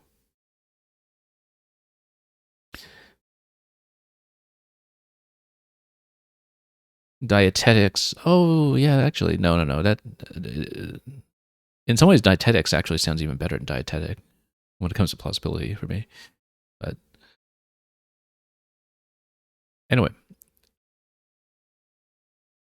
do we have a way to get alloyed down there? Not necessarily, but we should be able to do something. Maybe even through the V or through the R.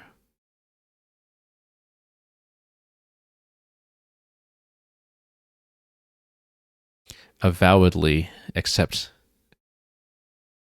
the V is too low for avowedly.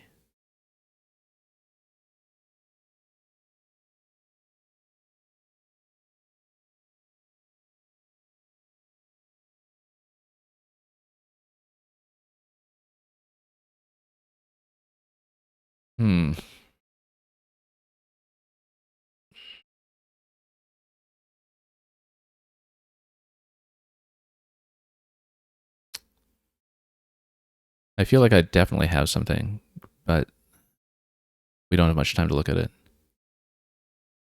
We'll probably just play off YO somewhere, just to simplify things. And the thing is, you actually have something like this with the Y, like delay. We might just go delay over there. I mean, I don't like breaking a bingo rack like this, but it's 50 points, right? Do I have a better way to play that in terms of leave so it's not just O blank? No, let's take 50 points and keep the blank, and then we'll even have a good bingo draw out of that. So, okay.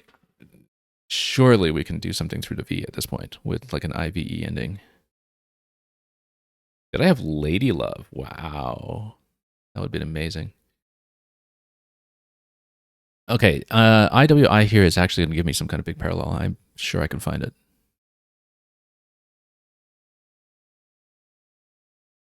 Because we just need E in the second spot, or even T in the second spot. Or T in the EW spot, rather. But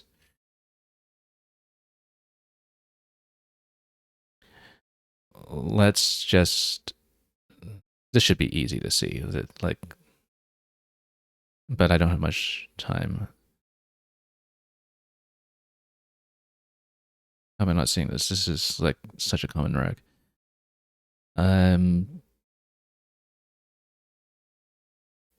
I see Aloetic with a C. I see anything with a B. Obligate. There might be something down a double here to the A. I'm trying to look at a spot next to W though.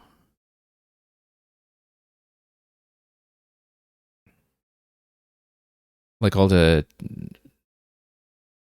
elation toenail stuff like that. That's what the N.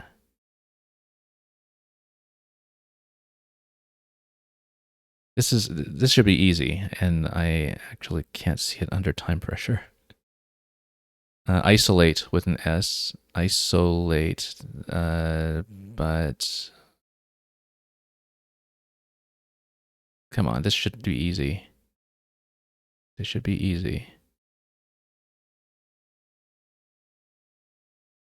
I cannot believe I just can't see this stuff.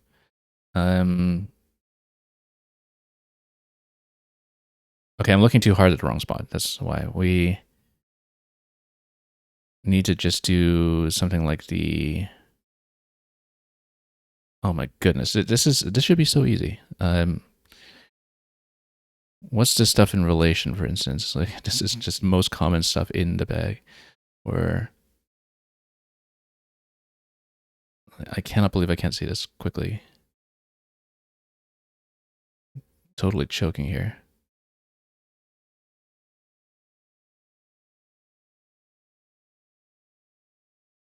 Six in the bag.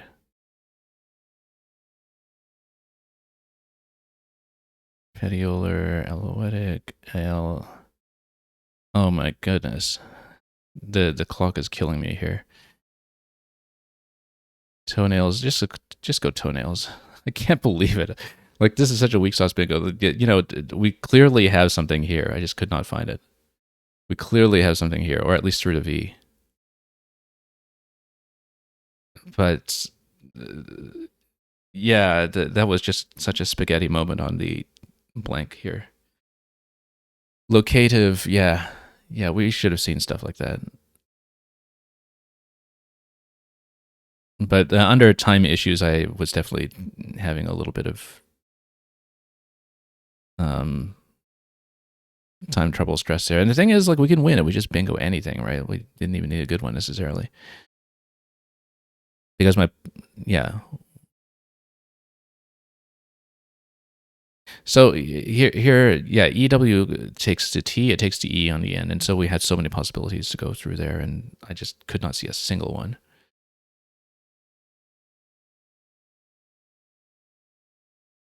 Because I was going through the alphabet, and I just can't do that stuff quickly enough. You have a blank K, but then there's nothing in there with blank K, right? Oh, like in Keatloa. Yeah, actually, this would have hit if you saw EWK. I didn't think about EWK, but then that would have actually hit.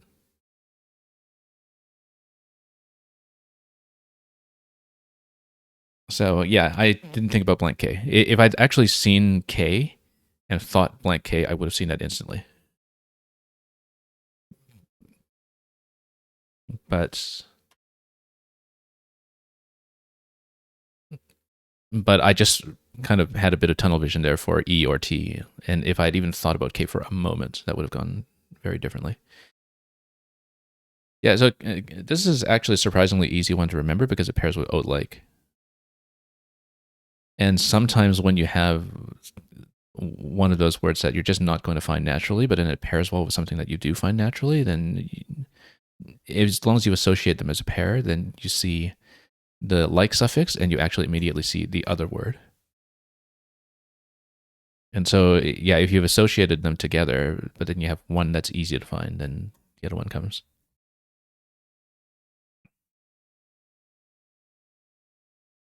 When you just have one thing that's hard to find, then you just might not find it because you're scrambling for actual prefixes and suffixes. But when you see the easy prefix or suffix on the anagram, then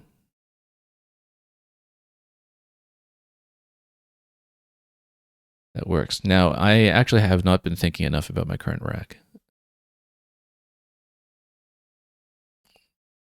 There are obviously a couple of possibilities in this spot here. If we actually think about that for a moment, like, well, I was about to play something there, but that's okay. Then we'll do something else here instead. I'm trying to see if toll may be good, because like toll where is good, but we might not even need it. We can just, oh, we don't have enough E's for TV. I don't think I have a 6 that'll go here. I think we just need to play. So it's funny because the I over icon never actually became relevant. And then we just pass. All words are valid, so that will be a win. Yeah, toll. Actually, no, I should have remembered toll because we would have seen it as a hook on OLE.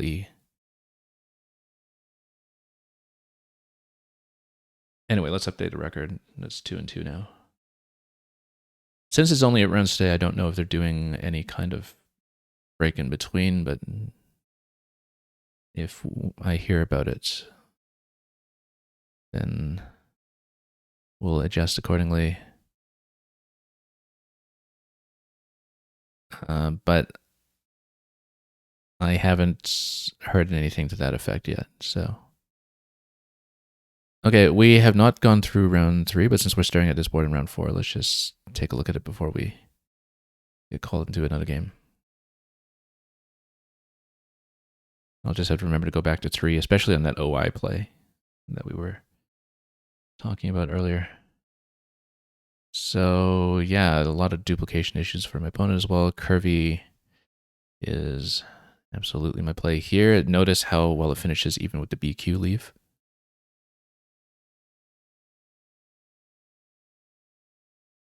And Merle goes down. QAT here instead of playing through to U. Does pretty well by equity. And then interesting that, oh yeah, my opponent didn't look at the spot there, or either that or didn't want to leave the parallel on the right side with QIN and Z vowel. So I guess if they were shy about the counterplay, then it's a somewhat large point sacrifice, perhaps. We're keeping G and T. Actually, that's kind of ugly. It's not great. So, and actually, my opponent's better off in terms of following the right side because think about it. You've got the N for the QI, you've got the E for MAG. Anyway, we saw Bob. That was a fairly clear play. So Pinder has the same issues. We went for Pined again because of our spot on the bottom and the H follow up next to the E. Here's the Pitapanga.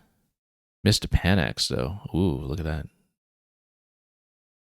Beautiful overlap on the left. Hard to see. And I didn't see it either, hence that turn.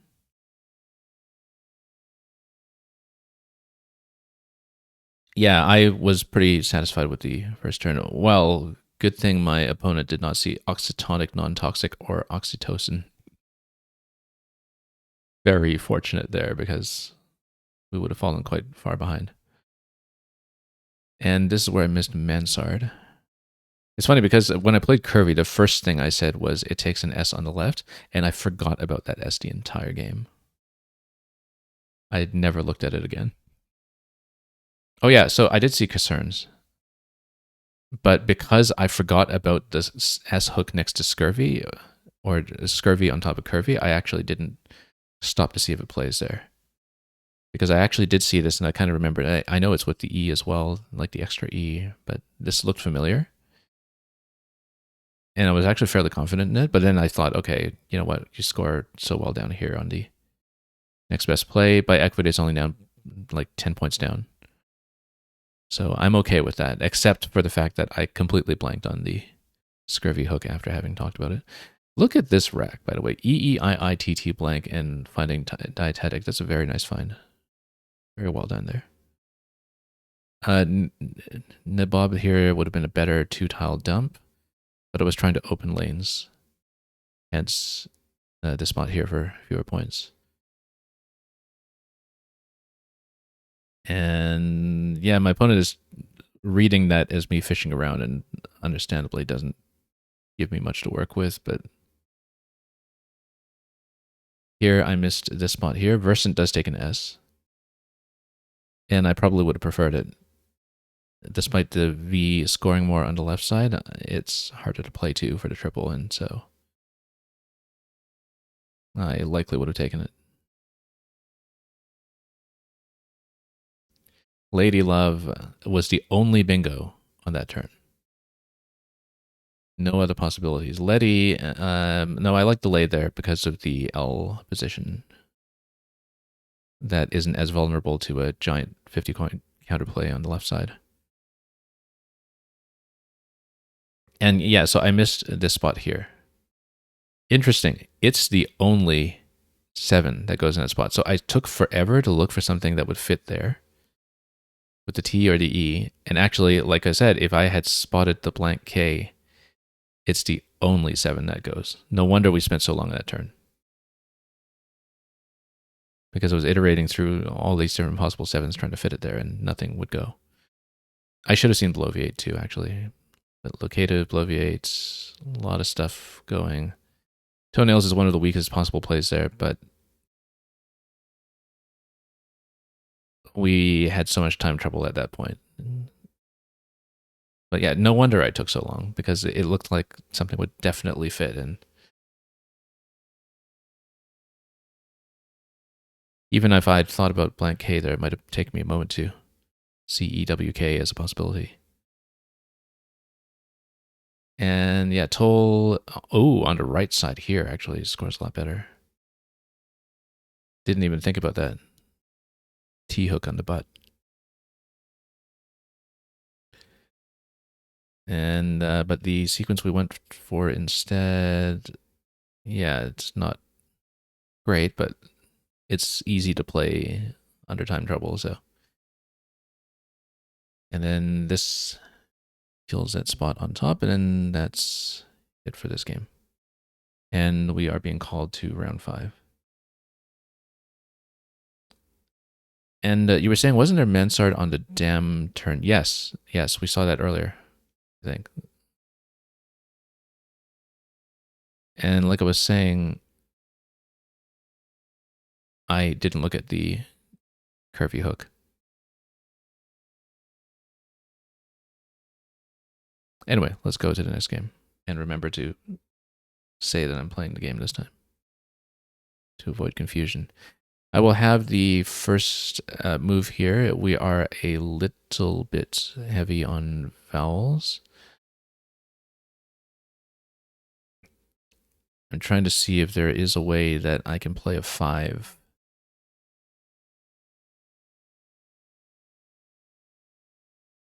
I mean, I can go IE, AI, YEE. That would be maybe a little silly. But might not even be that bad given that I have the MNDH for some kind of continuation. I feel like I could do better, though. That doesn't even land a 4-pointer in a good spot. So I may even just go like this. Play short.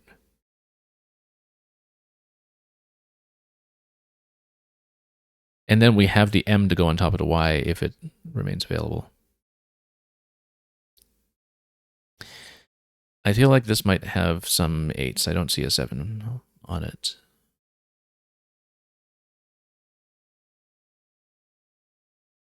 But we'll just continue playing through some parallels. So for example, I mean, this isn't going to stay open like this, but if we had MHO here, that would look rather nice.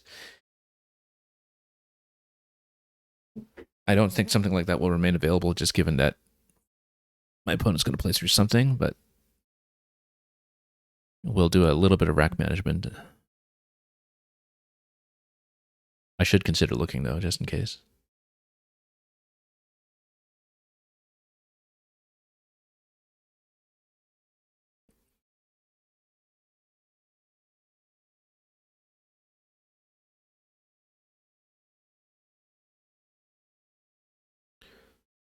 Yeah, so, my opponent had the other M, so okay, that's fine. But we'll do something similar to the original plan, then maybe.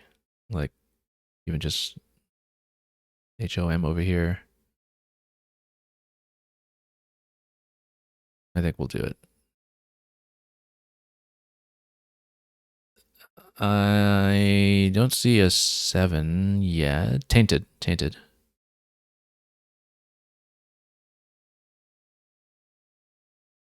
And the T would go under HAE. That's or you can go with HOMA. Actually, I think is good. So you'd have to double available with HOMA and tainted. So that's not available. That's okay. And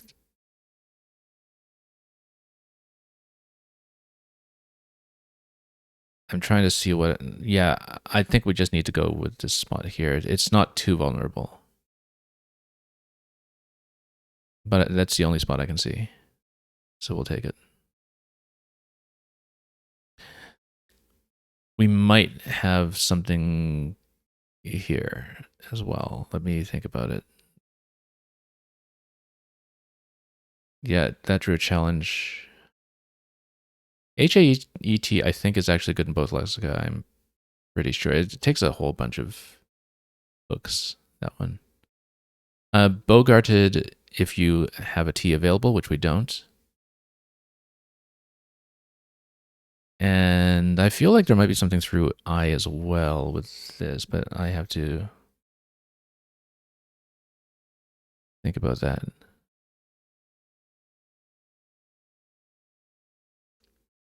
Failing that, we just play off with something. I'm trying to remember if AYE actually takes to B on the left.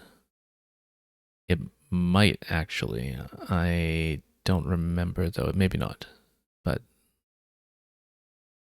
not. Whoops. Not. No. I'm thinking of ABYE. I'm thinking of ABYE.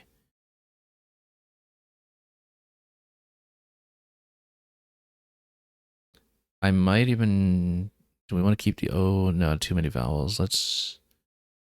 I might even just go bog like on top of this stuff. 12. Unless there's something through the bondager. Drops the S hook down at the bottom after my opponent just played 2 off with AA, but I think we just take it.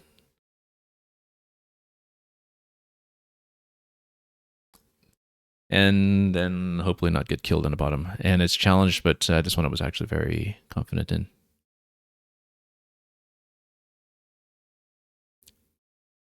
Now, we have Jingo over here. That looks like the best choice right now,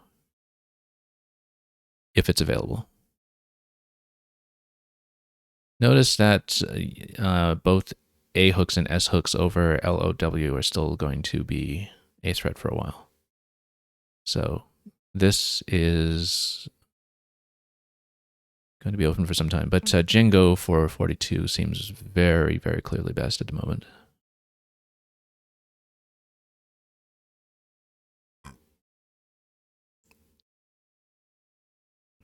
If we have something eventually to play with the W start over here, that would be great, but not counting on it.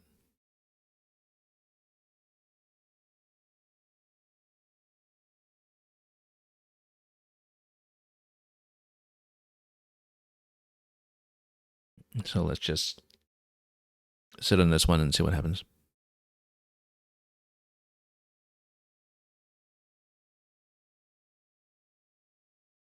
I mean, if we don't get the Jingo spot, we'll just have to play around whatever does go there.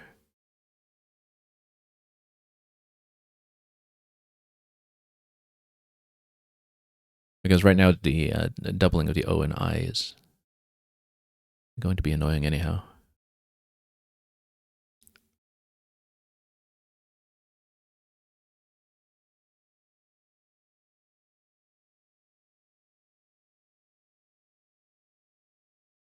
So let's just see what happens on this turn.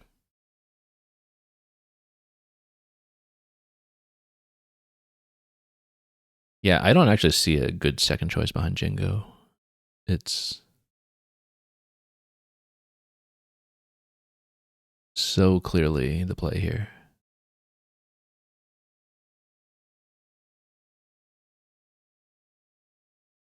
But if it's unavailable, we'll just adjust. A Freet. Jingo's still available. Let's consider, however, whether we have a different possibility here just in case. I think we still go for it, but with everything open on all sides, we... also, I need to think about a Freet here with the A. I know it's good with the E as well. No, it's good with both. There's yeah, because a Freet goes with Feaster, I think. So let's just go Jingo and not stress too much about it. We will need to take out some of the volatile spots soon, particularly below the A. So if we just go wife or something, despite the IOR leave, I think we will need to take it. Unless we have something that will stretch all the way, like a 6.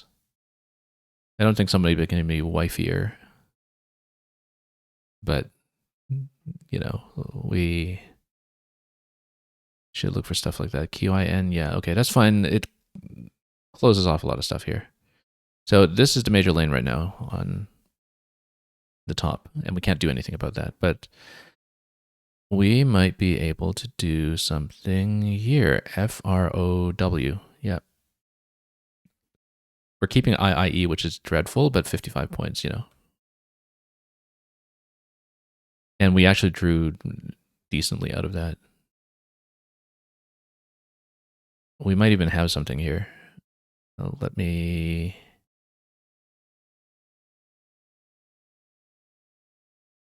think about this.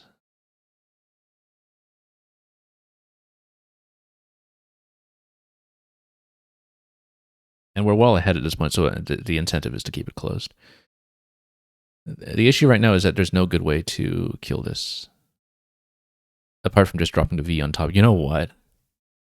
This might actually be the play. Drop the V. Except that leaves an O hook on top, so that doesn't actually make things better. Because ovum still goes on top, so that doesn't actually work. It kills S spots at least, with 4 S's, 2 blanks unseen.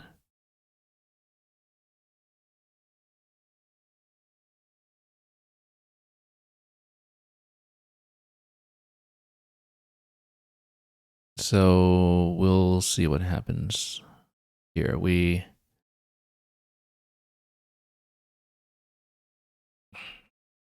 should mostly think about getting rid of the V unless we actually do see something.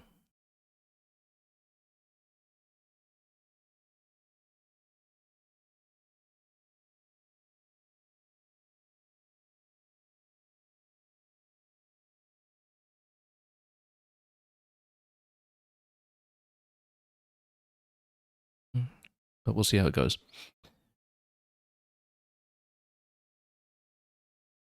Yeah, considering that IIE leave, we kind of got away with murder in that one. Just in terms of actually coming out of that alive.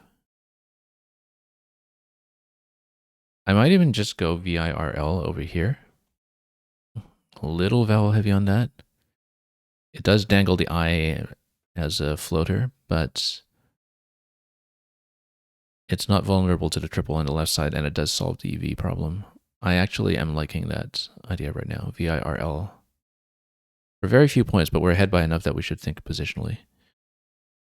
It does crack open the left side of the board finally, which is conveniently shut for us right now, so maybe we should consider. Yeah, so my opponent's definitely kind of fishing around a little bit with just a 2-tile play, preceded by, well, QIN was obviously just scoring with the Q, but QIN instead of QI in that spot, though, I wonder if we can read anything into that. I think we have to go Virl just to prepare the rack a little bit. I'm not seeing a good second choice unless we have a way to not open too much. Let's just take it, and then I get the other blank. However, why you will need to be dealt with somehow.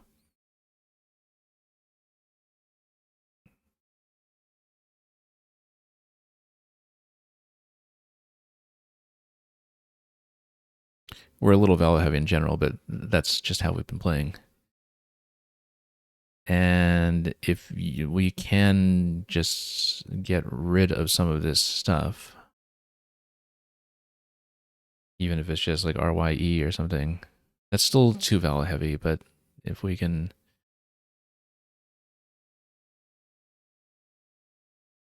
just manage this somehow.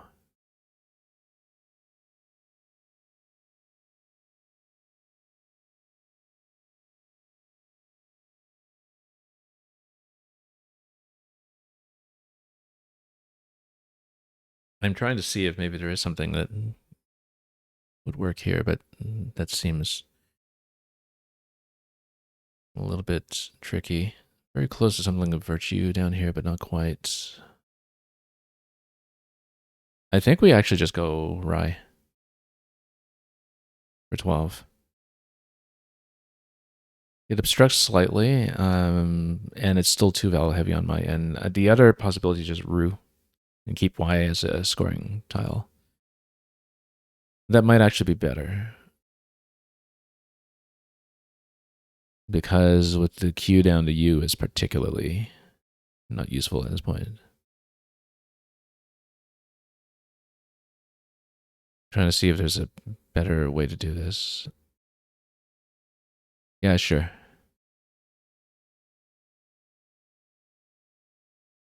And then we'll still be able to play off for points after that, you see, with the y. Y-I-T-I-E, I absolutely did not know that.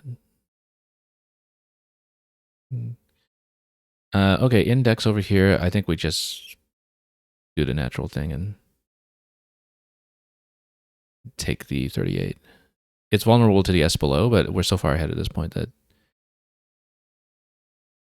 unless we have something like an SP ending down below, that's about the hardest we'll be hit on that spot. So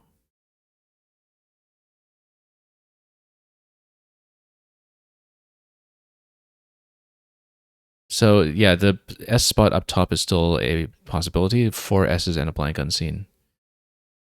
We need to get something done with that spot at some point. Even though I'm holding the blank, we're ahead by enough that I need to prioritize defense. And then if we are given a spot for my opponent opening up, then we jump on it. So it might actually be right to just dump G there and destroy that corner.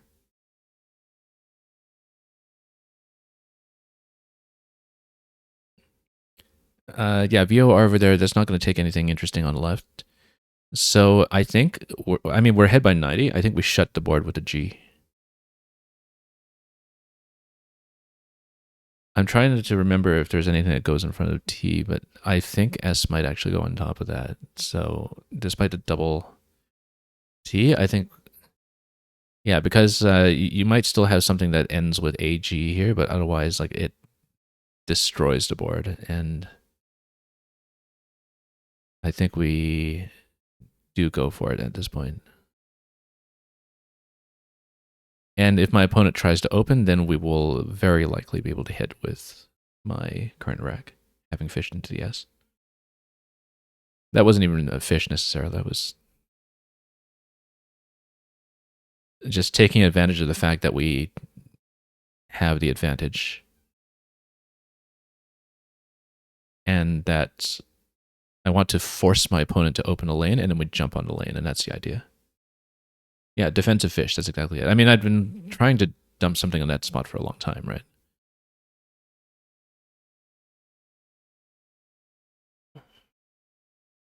Now, you know what? Look at this spot here. It was something like C.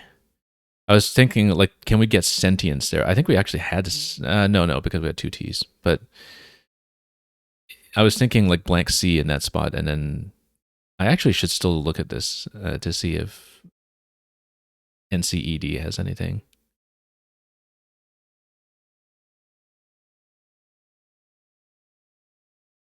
I don't think we should spend too long on stuff like that, but, you know, it's a fun thing to think about. At this point, we just go TE down here and then double for 18 and just kill the spot. And again, we still have initiative here.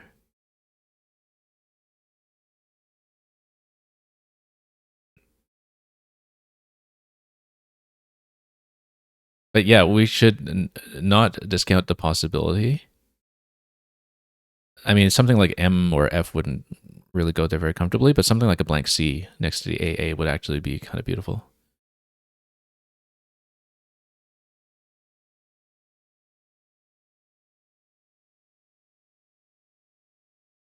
Not going to happen here, though. Yeah, I'm looking for 9s and 10s for once.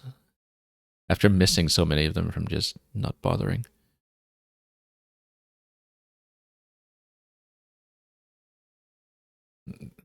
That would be such a stylish play, though, if we can actually get it. But okay, Okay, okay. We should be able to hit this.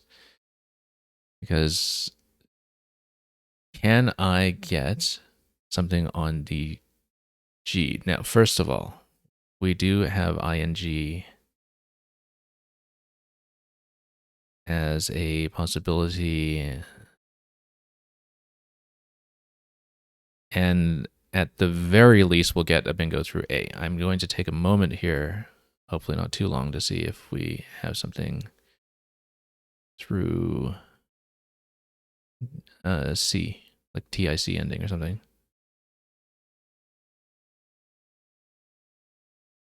Or even IEST ending for a triple triple. A, no. EIOU, no. None of them will go.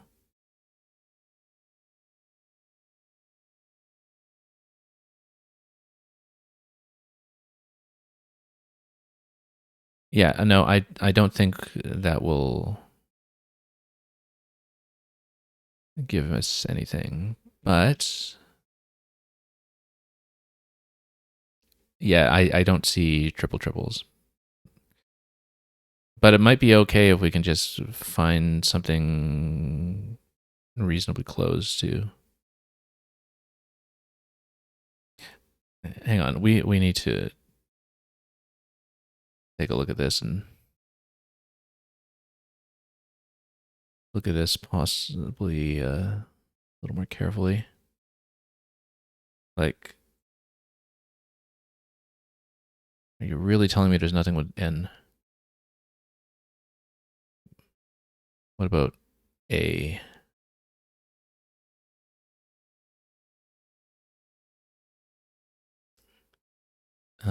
Maybe something with AGE.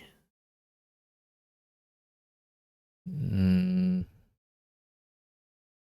the G is kind of terrible, but yeah, no, we should go through the A instead. Let's see. We'll be vulnerable to some second bingo back, but that's okay. Let's we have like gelatins, and then the G will be in a spot that's not the best. I actually kind of like this placement defensively. The G will only take the A on top. This is as inflexible as we can make it, I think. We're not really going to block it any better than that. And look at that. I've got something here, maybe? No, I see oleates, or am I confusing it with something? But that doesn't go on the current board, and that's okay. The intention is to not have things go on the current board. We have potentially a couple of different eights here as well.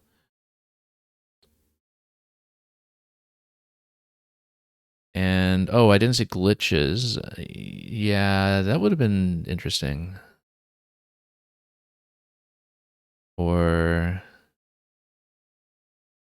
yeah, gesticle. That's a hard one to see, actually. But I guess yeah, had we actually kind of remembered the alphagram with the A and looked at it recently, I might have been able to remember that one. It is common. Look at a probability and look at the tile set with that. That's definitely got to be within the top few thousands. I mean, yeah, you know, with the G and the C, that might knock it down the ladder a bit, but you're probably talking top 3,000 or so with that. And some people might just know that from the stem.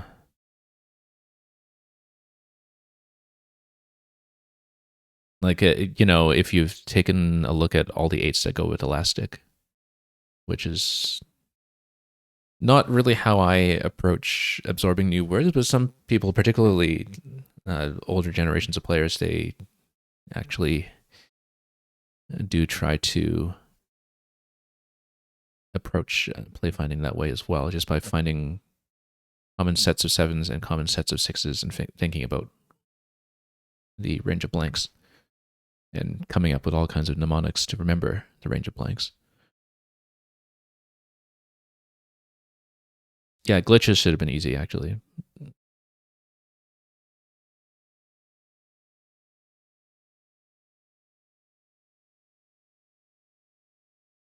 And having a G start is something that I should have looked at as the first priority anyway, because that's likeliest to make things difficult for my opponent to play through. We can probably even survive a bingo at this point. There's no A, but there is a blank available for my opponent, so nothing's going to go over to G probably. It would be very difficult anyway, like unless there's like an AN ending through here. And looking at a pool, maybe there's something that does that, but yeah, the G kills tons of stuff because you don't have twos with the E.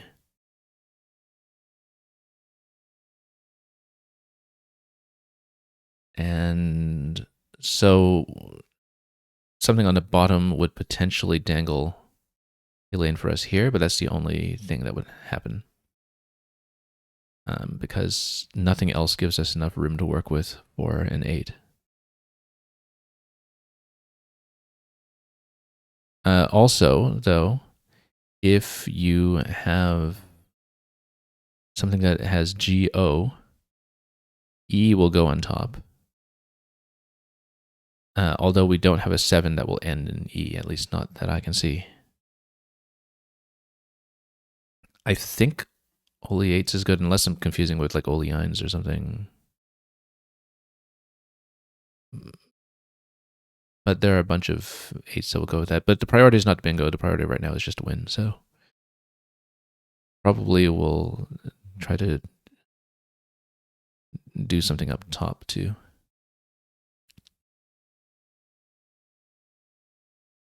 Finish this off somehow. I don't really see something through this C right now. I'm trying to think about like an AC start. Okay, SOV, that's one tile in the bag. How are we feeling about Oli 8s?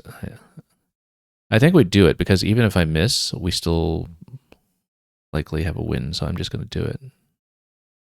Oli 8s.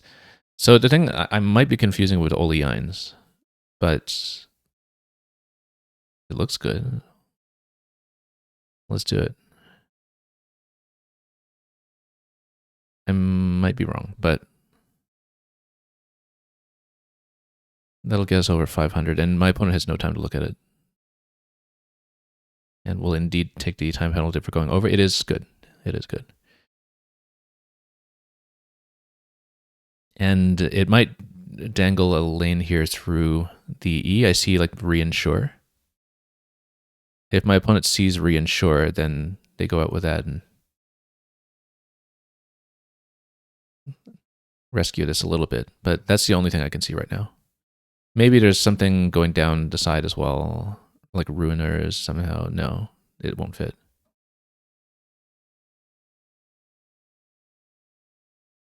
Or insurer. Ruiners, yeah, sure. Let's pass on it. And yeah, my opponent does have time penalty, but they were clearly going to get a bingo down at the end. So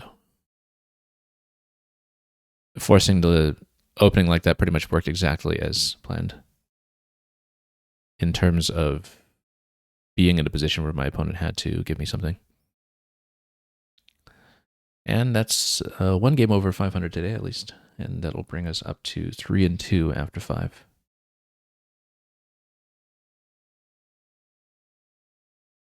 And so let me make sure I know what's going on. Yeah, no break in today's session. We're just going to go straight through the 8 games since it's only 8.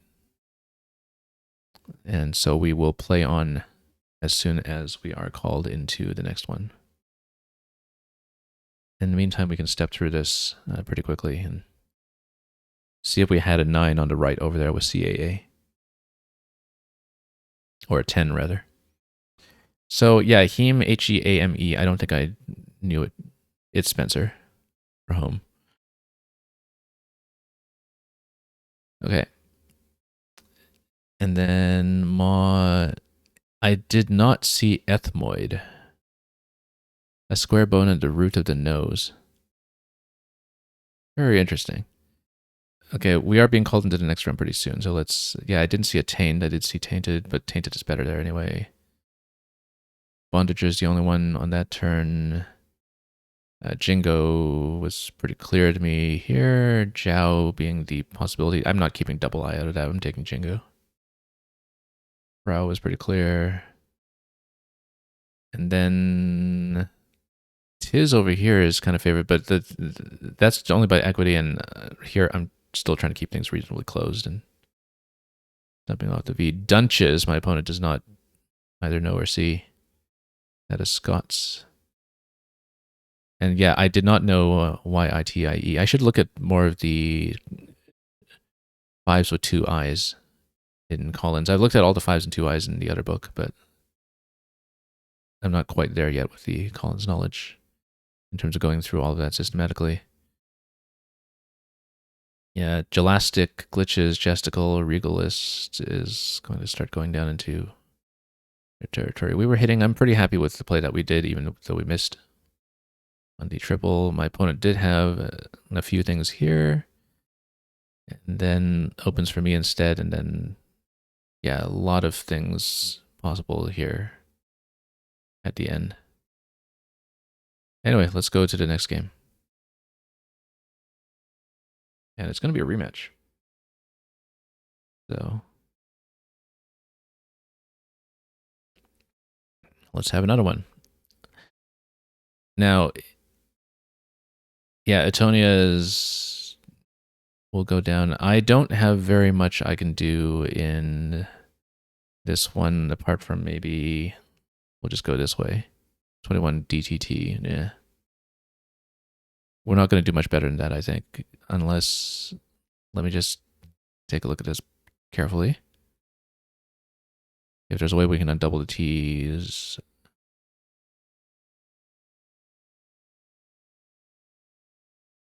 in a sensible way. I don't think so. I think we leave things as open as you're going to with the V. Ditties.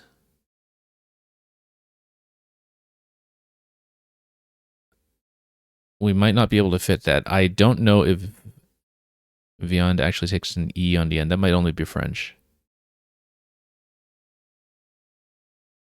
So it's possible that this does not play. However, we can have Ditziest with an S. That is good, for sure. So we're looking at Ditziest down here.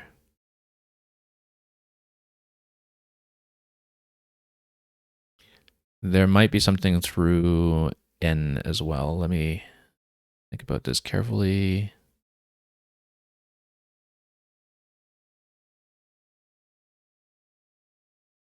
No. We'll have to think about it.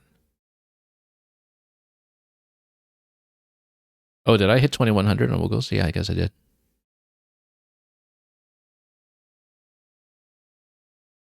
The group that I'm playing in usually runs two divisions, one that's kind of 2000 plus and one that's 1700 to 2000. And since I'm playing the 2000 plus players all the time, and I'm kind of going usually about half and half with them, I think I was going to converge on 2100 at some point. Yeah, and Dr. Cliche is saying Spencer needs to go heme and never come back. Didn't he do that already 600 years ago? Rounders. So Dirtiest will go here, but it does open up both triples if we want to go super aggressive. I think, and I don't think I have any hook behind Rounders, although G next to Rounders later might be very interesting. I think we just go Ditziest in the easy spot. It's very defensive, actually. Although we're still behind and maybe more aggression might have been warranted. Okay, a little bit vowel heavy right now, but we do at least have some playable consonants to work with. I'm looking at the NY intersection here in case we have a way to actually use it. The U is a bit of a problem though.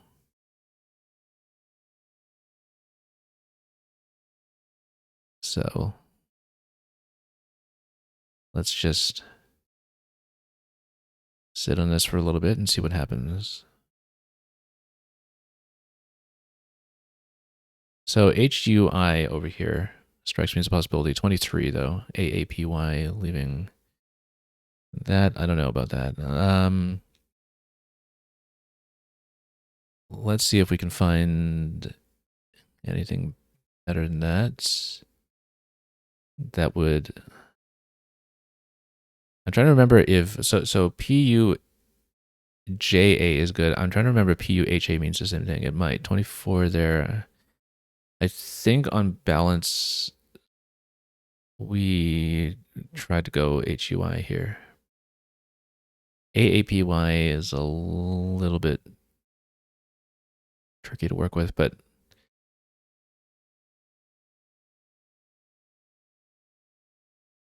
I'm trying to remember YA. I'm thinking of something else. Not YAUP is something similar. I think we go HUI. Too many A's, and we are instantly punished for trying to mess around with that. Gawk's over there, okay. Then we're pretty far behind at this point with landing at that spot.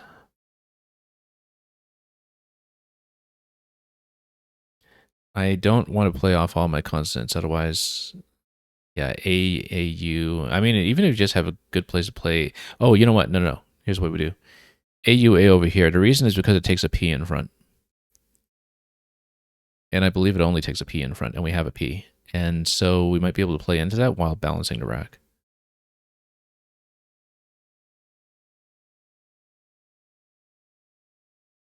Too bad we don't have an E for something like that, but we might have uplay, which I hope I'm not confusing with. Oh, that doesn't even reach though.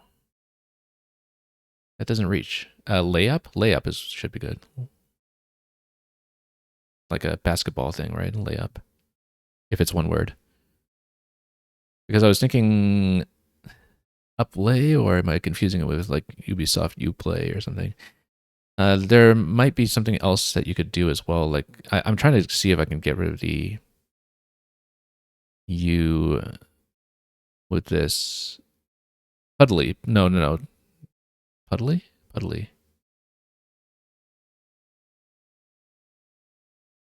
Like if something has a lot of puddles, I actually like this. Puddly. It's 50 something. But anyway, we're going to get hit really hard on the left side. We should think about whether we have something on that side as well. But I think we try puddly. I hope I'm not thinking of like piddly or something. I think we have to try it. So we have something ending on book or cake. Bookcase through S. Or casebook, I don't know. No, probably just bookcase, but we won't have a spot for that. And then a boo cake, not to be confused with bukkake. And then book something.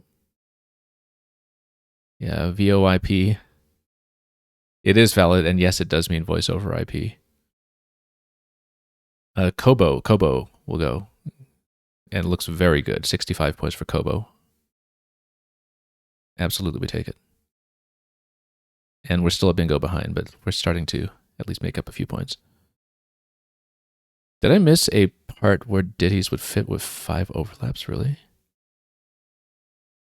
Oh, I see. Going, wait, no. How would it have done it? Here. Ditties? Ditties. Yeah, that would have been interesting.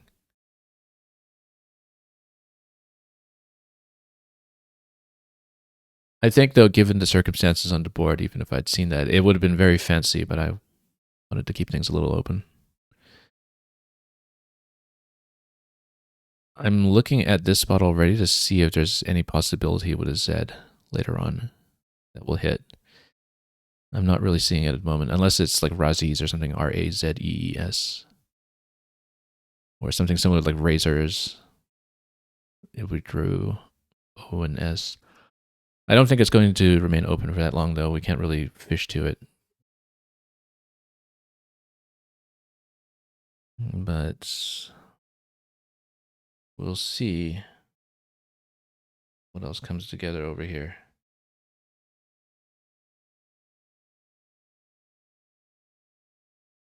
One thing I'm looking at right now is just BEZ. Keeping cram, that's not the worst. It's 39. UAT is going to go down off the top. This board is shutting. Look at this thing. Like V here, Q here. We are losing space. And so, something like BEZ might not actually help because it doesn't dangle hooks.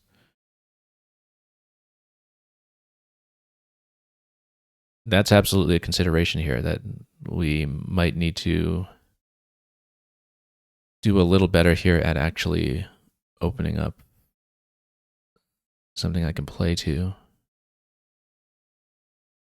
Because otherwise, I guess IT here does still have a lane. That's the only lane. It would take A at the end, S at the end, one S in the bag, no blanks. Look at how many E's are in the bag. There are 8 E's in 25 tiles. So actually playing off E here is not a bad idea. And we're not even going to draw the E's. Very close to something like Formica. So close, actually. I think I played Formica recently, in fact, in my highest scoring over the board game of all time, which was a 674. I actually did play Formica in that game. And so I have a bit of a soft spot for it. I'm not going to fish an A to draw one of the 2 remaining I's just to get it, but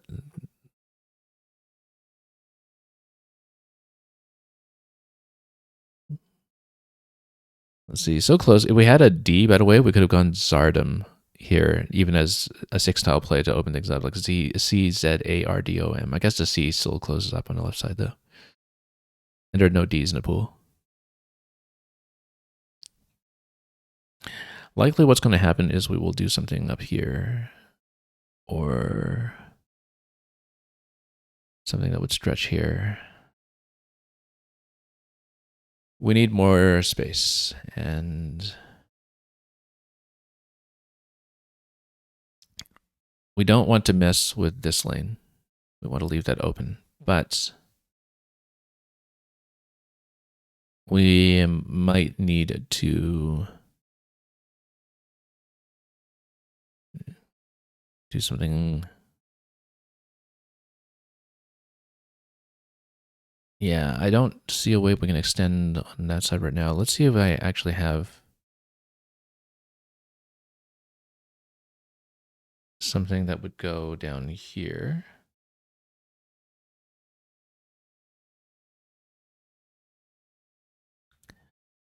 If we were holding on to an S, going Zarf over here, like just to dangle that massive S pod, might not even be a bad idea. I don't think I can really afford to do that myself in this position, though. I mean, it would really at least pose a threat. And make it look like I have an S, even though I don't. But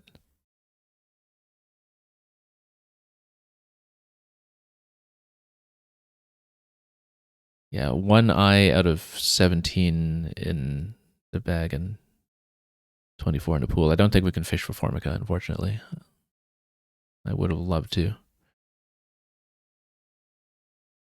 But we can get into Zarf or something down there. Maybe that's Not the worst. I think we need to just go over here. Like,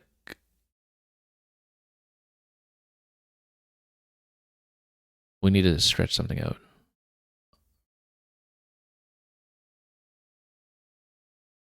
I think ODA, it takes L on the end. I actually don't remember if it takes S on the end. It might, because I don't remember. But there are 3 L's in the pool, so maybe that's okay anyway. But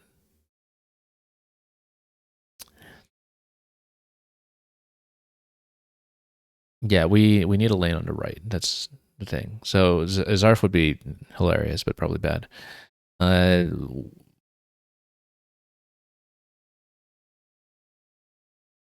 It's too bad we don't have a way to go like FR or something here. That wouldn't really do much for me anyway. I think Fra is pretty good. I think it's correct. 1R left in the pool. We'll likely be drawing pretty heavily into E's at some point. I think we have to try it. Still no E's. 7 E's in the pool, rather.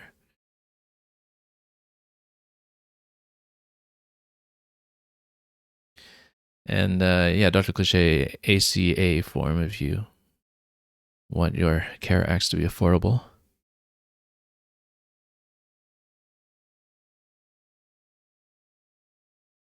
Kind of thinking that fishing into Formica might not even have been that bad.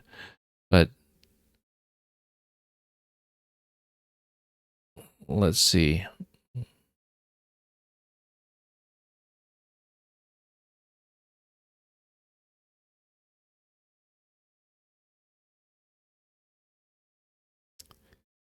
Well, I mean, L still threatens something on the right side. I'm trying to see if we have a way to actually score in a way that will open.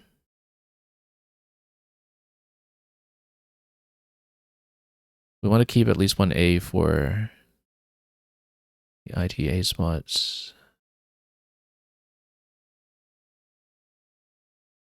The L will go down to the right side. We kind of need to get rid of the F. Maybe we just go to 14 over here. And then that starts looking a little more bingo friendly. No E, sorry, no U rather for things like Lucoma or something, but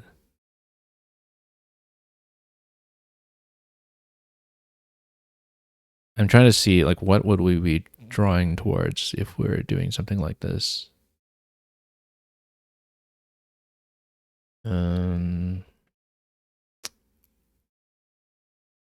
I think we just take it. Okay, so this is starting to look a little bit closer. There's so many E's in the pool and so many vowels that if we have a plan for what we're drawing towards, yeah, that's going to close off the right. But unless my opponent does something on this side, and they could, just by playing off the V or something, then things are going to close off to right pretty quickly. Now,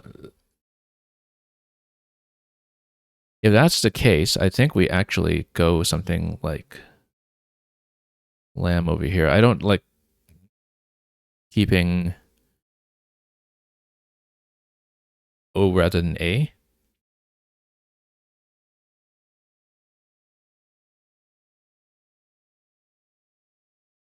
But that still leaves, we have the S, so we have a threat on the left side now. That's the idea. Because we have a threat on the left side, we don't want to block off our own spot with C. We want to, so M is kind of maximally flexible when it comes to vowels in the second spot. I think this is actually not a bad idea. Likely my opponent will hit the triple, and if they hit a triple, I might not be able to catch with a bingo. There are 5 in the bag. So this is my last chance. But if we have 5 in the bag, then I leave 2 in the bag. If my opponent plays a triple, then the bag is going to be out, and so we might be able to catch if we have a bingo draw. And then we have 2 lanes.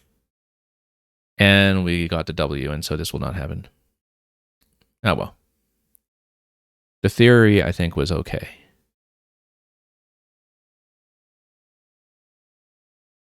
My opponent might even have a bingo, actually, if you look at the pool over there. Like Mineola or something. The theory was okay. And I was expecting to draw E's, and the issue with keeping the O is that you're going to have some trouble with something like a very likely double E draw. But the W is the thing that really kills this.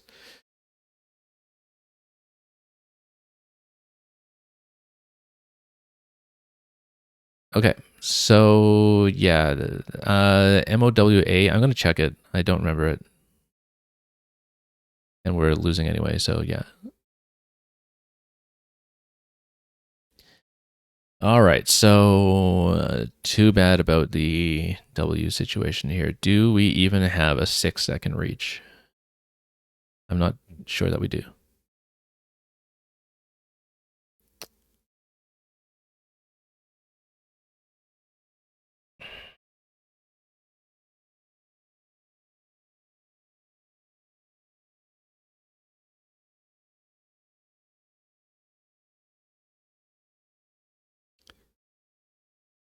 I actually don't even think we can hit that. Do we have something that will go here? We never drew the eye for Zowie or something. Who did get the eye? Oh no, my opponent has the eye on the last rack. Okay.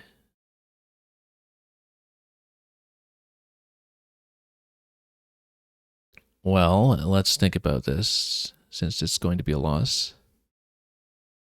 We have zones over here, but then you have to deal with the fact that you have, it's CW that's not going to play anywhere.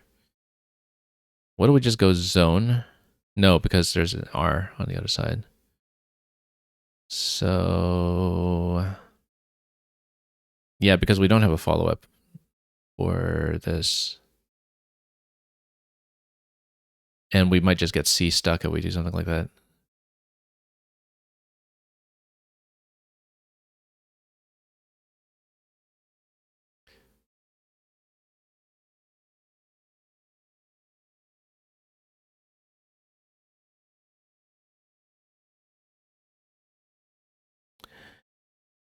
Let's think about this, because if we just go like cow over here,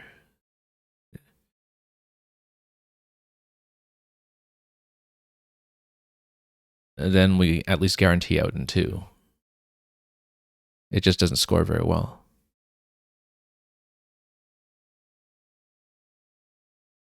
If I can find somewhere to deal with the WEC by itself, that would be great.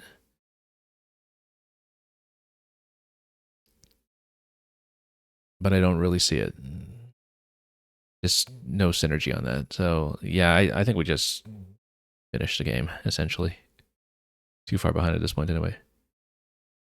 You think they outrun the bingo all the time? Yeah, yeah. The draws didn't shake out the way I wanted to there. Zowie, oh, with 2 E's. I didn't think about that. Because I thought ZOWIE. Because, no, because with OWEE, it also takes W, like WOWE, WOWEE. It's a difficult set to remember because, like, with the IE ending, you have, like, Zowie, Dowie, Yowie, I think. But with the OWEE ending, you had Wowie and Zowie, yeah. And then the C stick is an absolute problem there, regardless. I mean, you can just play off a single C here, for instance, but that likely doesn't really stay alive for very long. And here, SENE, I think, will just fit for 34. And I think we should just take it. I really don't see us doing better than that. Let's just do it.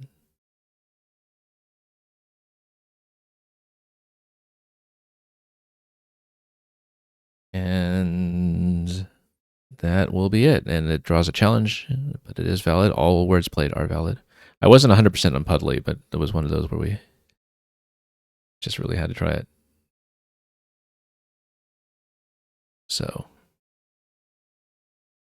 yeah, I fell a bit behind very early in that when we just never managed to catch up. I think, again, the theory behind what I was trying to do at near the end was probably okay, except, of course, there's just too much scoring potential in a triple on the right.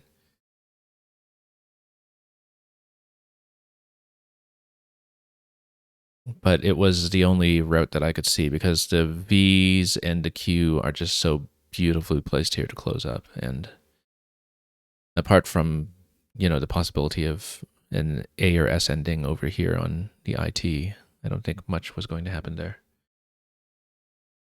So after 6, we are on 3 and 3. So we have 2 rounds remaining today. And let me just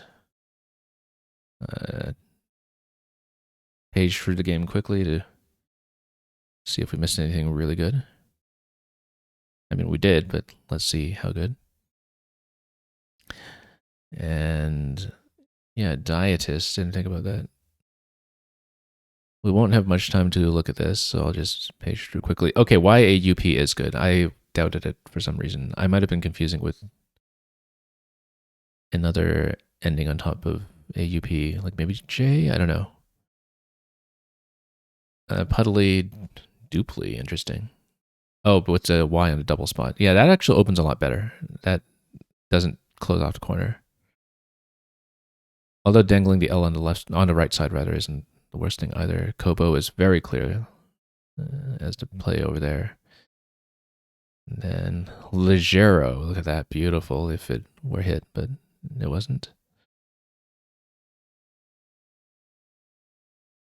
Yeah, and then what do we have on this turn? Oh, I didn't remember Beto, actually. Now that I look at it, I remember it, but I did not remember it at the time as a possibility. And then, yeah, Zowie would just straight up miss. But we don't really draw into anything playable at that point, so it's not even a matter of missing a place. Anyway, let's go into the next one, round 7. Luxated. Luxated. We'll see if we can get it.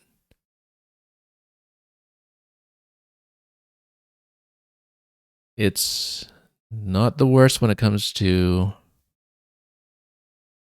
flexibility, but you just don't know what's going to happen on the first place. So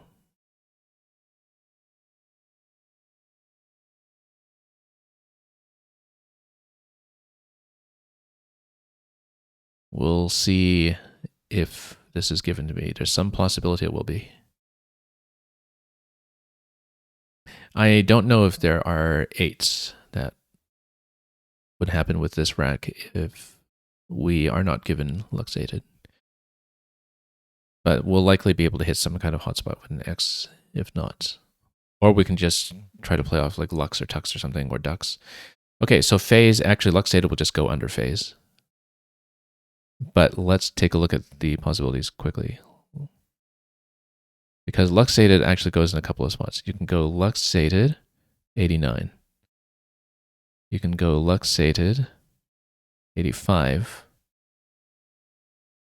Pretty defensive there. But actually, no, we just overlap like crazy, and then you don't get too many follow-ups from that. I think we take it. Now, holiness, if it's N,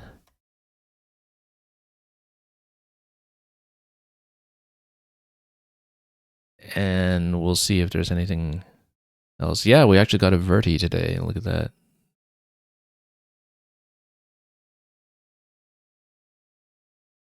Don't see them too often, which just tells you that we don't play enough with extra typo. Another committed lifelong verties.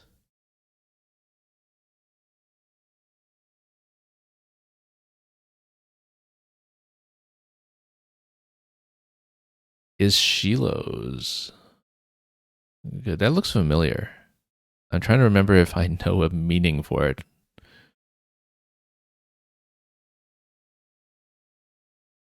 Because I think that might actually be good.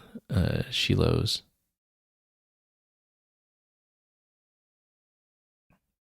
It looks really familiar.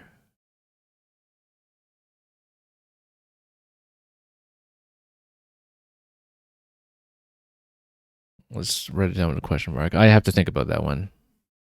I don't know if I'm confident enough in it yet, but if I can think of a meaning for it, maybe.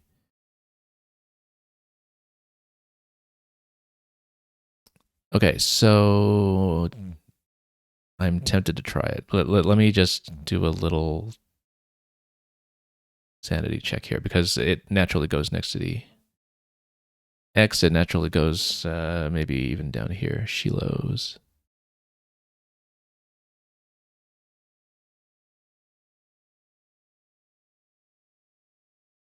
80 here. The O is in a bit of a rough spot there, but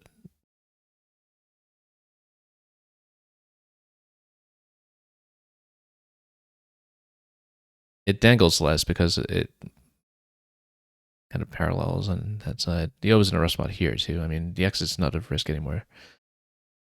I have to think about this because, like, is it a name or I don't know.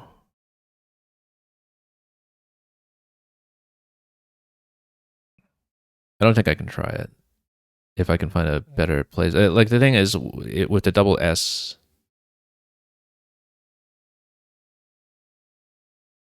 Oh, you can have like an H over here. Hang on, let me. I think I'm thinking of a name. Shiloh's net, but I don't think I know it well enough either way. It may just be totally wrong. If I just do SHO over here for 22, or if I go HOS or OHS over here for 24, or actually, no, ZE doesn't take an S. Whoops. Now this allows me to continue with an S hook on the left side, but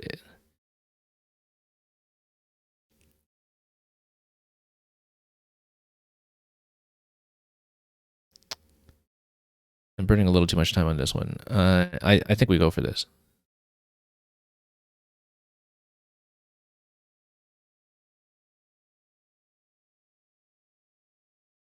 Okay, this is something. Shiloh's is not good. Okay, good thing we dodged that bullet. But yeah, this is Loeries. This is a Collins one. Loweries. It will fit in a dangerous spot here, or the R would go next to HO, or it did before this came down. Now it's not going to go down there at all, but we might be able to. We have Eloiners through the end. Eloiners. 68. Let me just double check here to make sure we didn't miss a better spot for the 7. I think we just take Eloiners.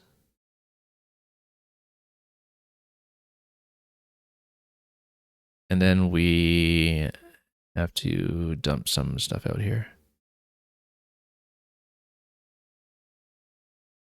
We're actually pretty close. If we have a U to play through, we have the 6 vowel Collins word E-U-O-U-A-E, but we don't. We should not forget this. We should not forget this, because even something like Eon here is not, no, not Eon, E-A-N, rather. It's still pretty vowel heavy on the leave. It's only scoring 16.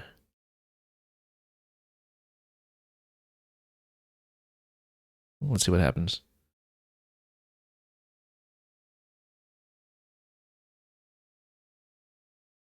And yeah, Oileries, I should have been able to see that.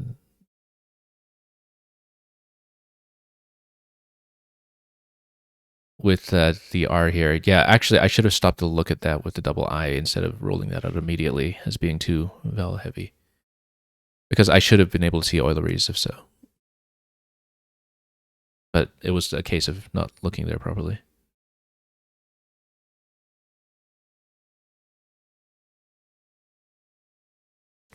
So there is something in Shiloh's, well, in the phony that I saw earlier, isohells. I did not know isohells, actually. Again, sometimes a lot of double S stuff gets lost in the cracks when it comes to going by probability. Recent is going to go up top. We will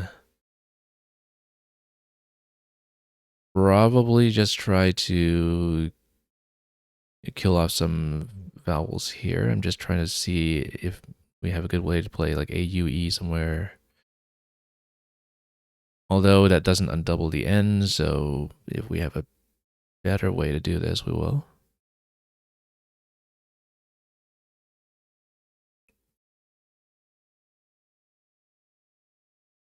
I'm thinking,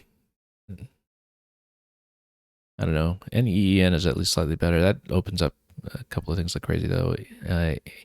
AUE or EAU, AUE here. It does open up a lane on the left side, but we have the N to potentially take it.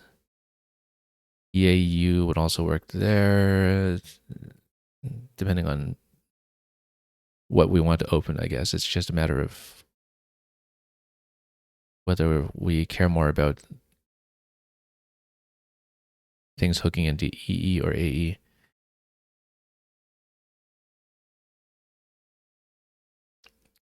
And yeah, we'll just take it. We don't need to optimize that too much. And then N follows up there as well if we were fishing off one, but we're probably playing off something bigger. I was just thinking like AE takes tons of stuff before it, including some pretty heavy consonants, and so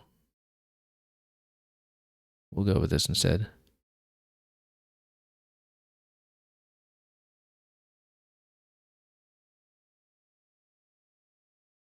I'm looking at the top here under recent in case the H goes under the C for anything good. I don't really see a good choice right now, though. Kilo is going to go down there.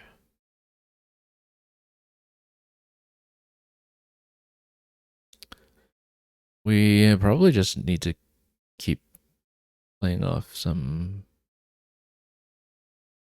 of the vowels. I'm just trying to see if there's a good way to take some stuff out on the right side. Like if you go ho over there. I'm not too fond of still keeping double N, but closing off the top with 23 is not the worst you could do. We still score a little bit at least.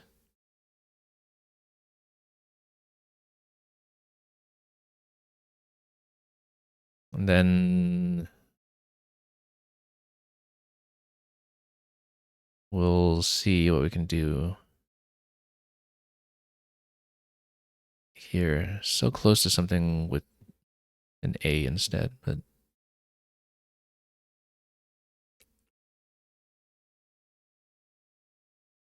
I've been keeping double N for so long, like every single turn, and we will need to deal with it at some point.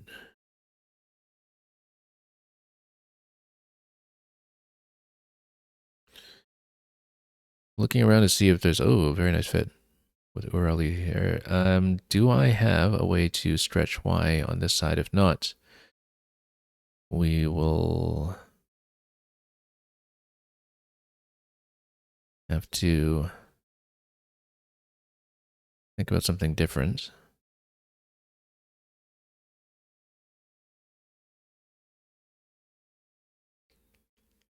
Maybe even something going this way. No, nothing's going to, well, the E will go before the R, but it's not the best spot. Like, you can go 26 over here. The game is somewhat tied right now.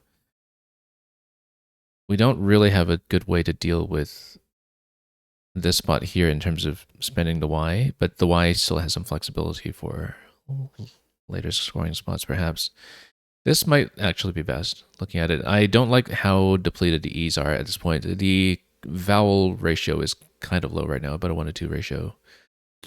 And you got 3 E's remaining, but we need to keep scoring.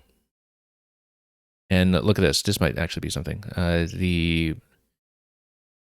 classic situation of almost certainly having something, except you can't find it because you have a Y. But this is something that we can play out of. Like if we go even just OY somewhere, like go down here, YO for 16, or yeah, so that's going to be taken there. I mean, we should not forget about possibilities for sixes on this side. I should take a moment to look at this properly, just in case there is something. But given the vowel count and the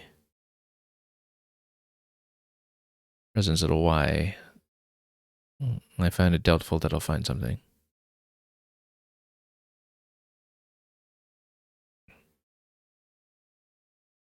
So what we should do is try to play off the Y. OY here. Let's not accidentally play off the blank. That was almost a mistype.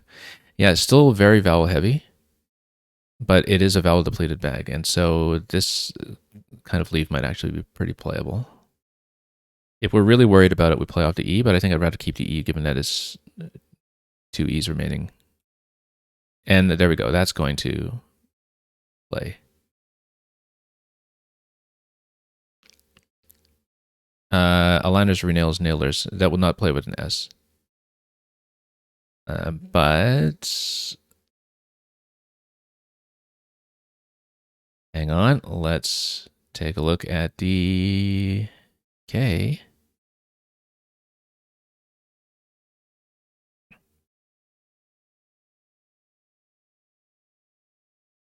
At least I don't think it plays with an S. All the Rex. This looks like it should definitely hit. There probably is something here, but you know how I am with actually spotting nines.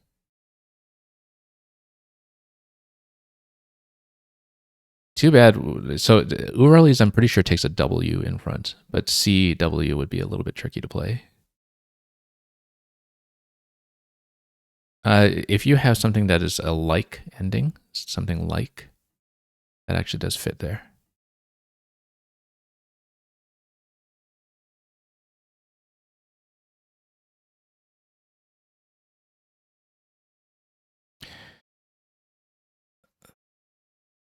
We probably do have something there, but will I find it? Is the question.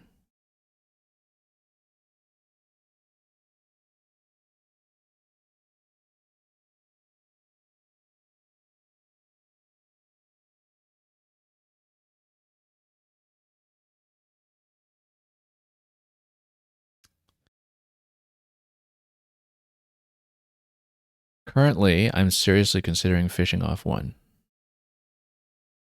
because I think we actually have a good chance to hit. But if we can find the like, bingo.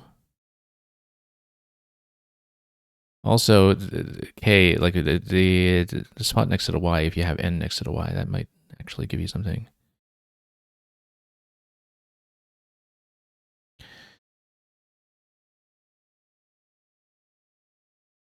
And yeah, welcome, Joseph, incidentally. I just saw in the chat you came in.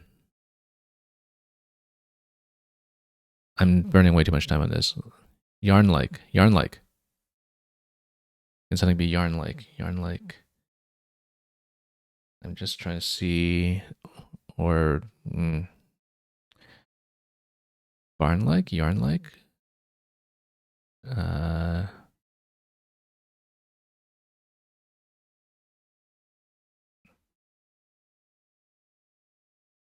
I think the sensible thing is actually to fish off one. We fish off L because it'll be easier to work with. In spite of the fact that this doesn't give me actually any space, because we just basically have the 2 S lanes. They're both S lanes, unless, no, we have H going there, hernial. There we go.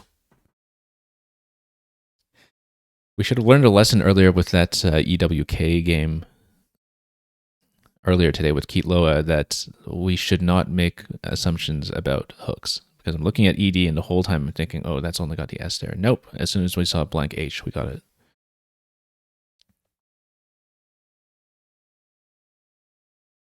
60, you've been yelling at your computer. Yeah, I guess you saw that the whole time, right? And the great thing about hernial is that I don't think it takes the S on the end, but if it does, then we're likely to challenge it. Do I have something through here with the J after burning so much time? I'm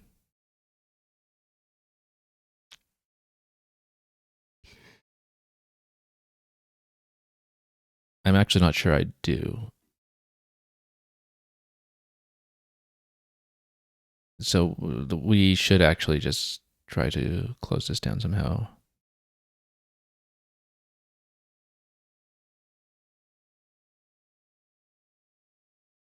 And not spend forever doing it.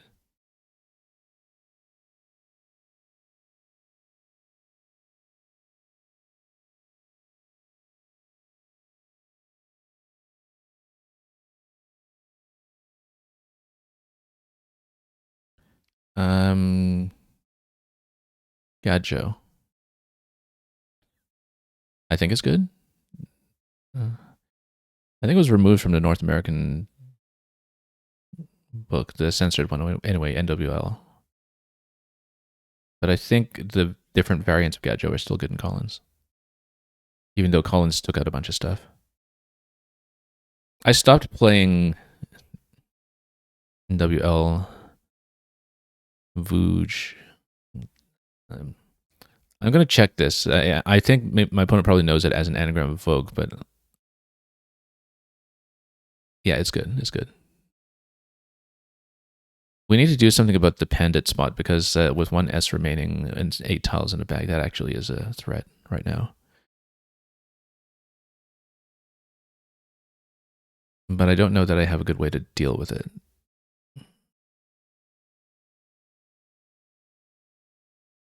Unless we just go like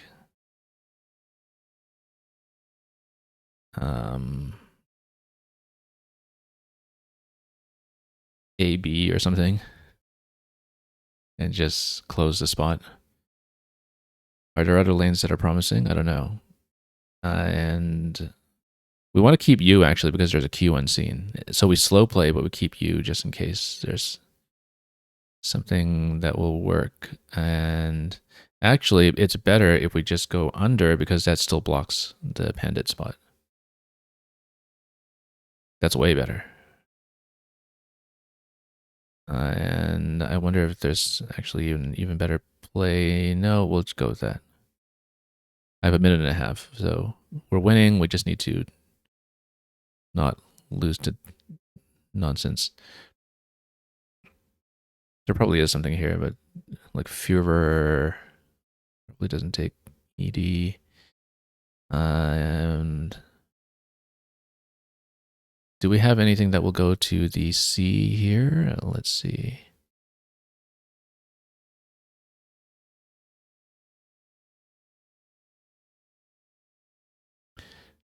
I think we just, well, we don't want to create a, well, no. Look at the pool. There's one vowel there. That's the I.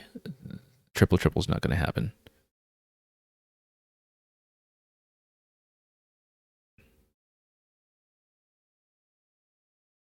Yeah, if you look at the pool, my opponent's not going to bingo with stuff like that. There is, I saw some possibility of something high scoring here, but I thought I was likely to outrun it as long as we don't get stuck with both W's or something. Then I think we're okay.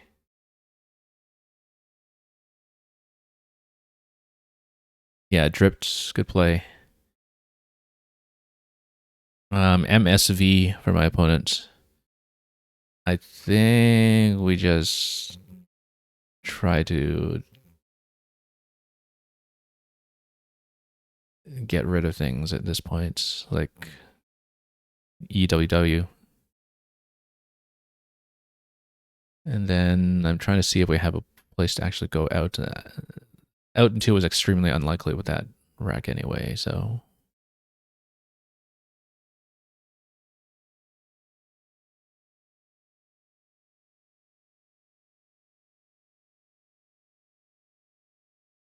We just don't want to burn too much time, and we should be okay. Maybe even just go brew here and not think too much about it. There might be somewhere that I can go, but I just don't see it.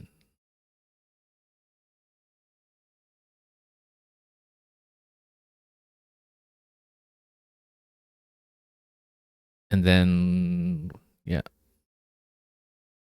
We have a couple of spots for D, so... But we're not going to take it anyway because it's going to be in M on the last play. And as long as it's not an obvious phony, we'll just pass on it and see what happens.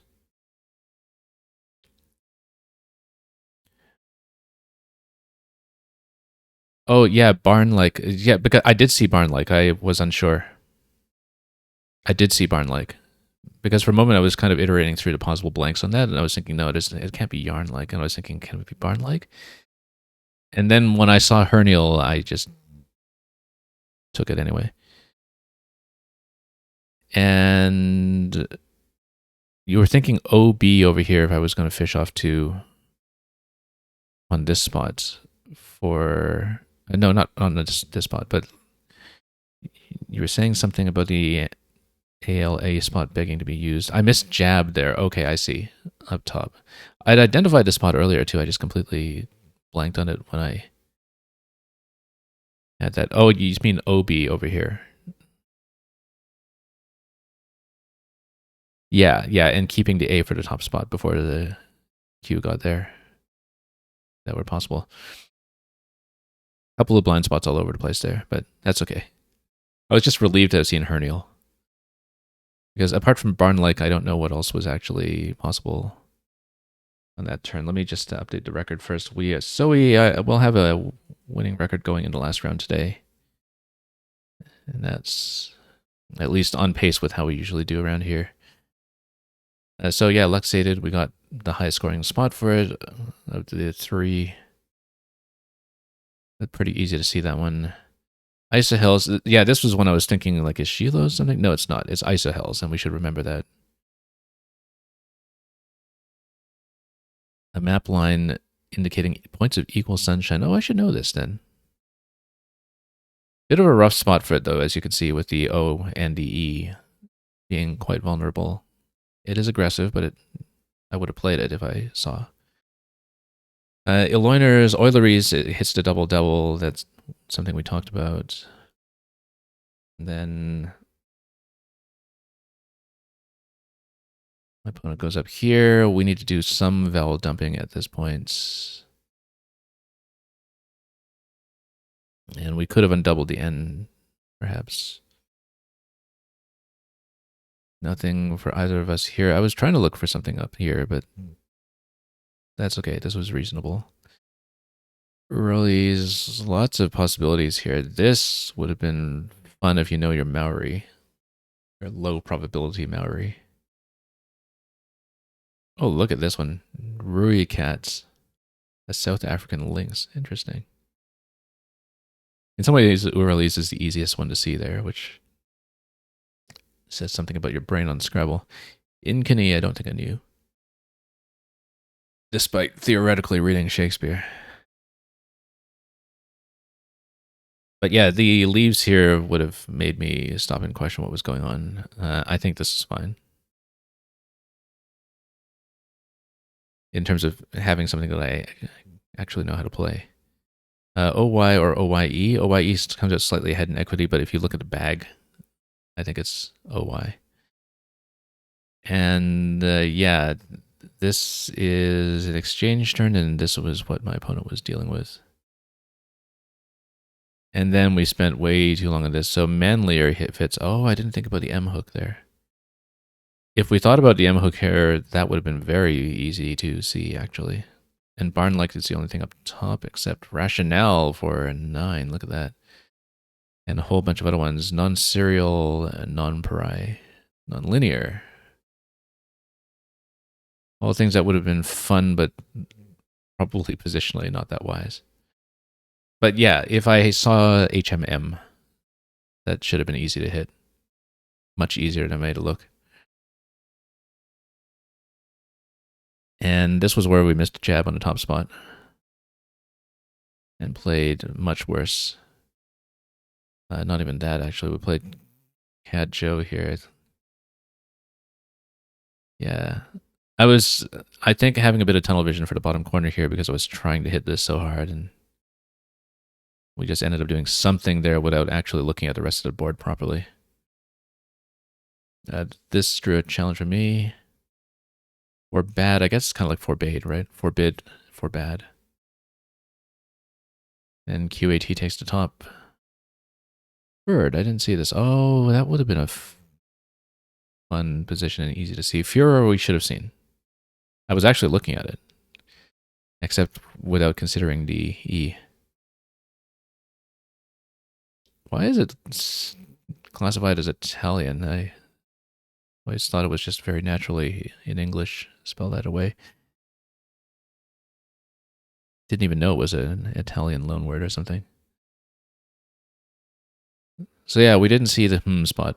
And in either case, with the M hook here, with the H hook here, as soon as we saw the blank as the possible hook, we should have been able to determine that quickly. I had a better spot for EWW if we played off the E.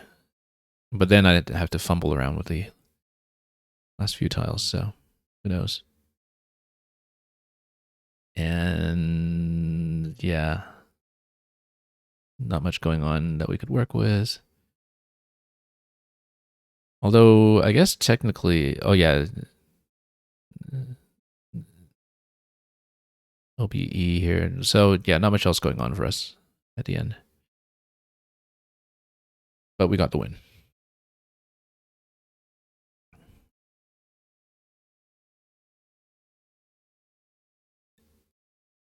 And let's see if we have the last game, because apparently someone dropped, and then that's why we had to repeat earlier. What was theoretically supposed to be a round robin. I don't know if we're still waiting on a game or something, but we can go and take a look. I'm not hearing anything yet about what's going on with the pairings, so we might just be waiting on someone.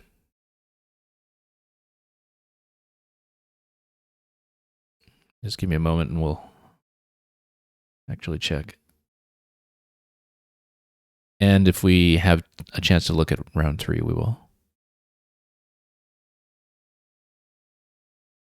So yeah, round 8 pairings. So yeah, we're just watching one game finish, and then we will have something after that. So they are on the last track here, and we'll be pulled into the next game.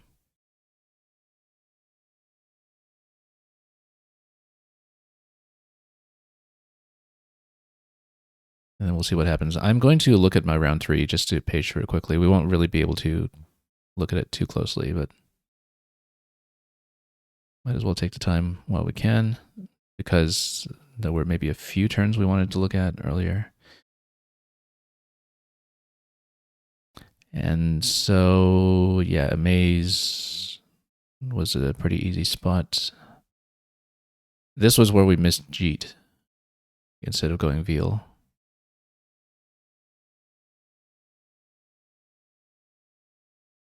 And then Hijira, JAI is actually something I did not see up here, and which I actually probably would have preferred had I seen it.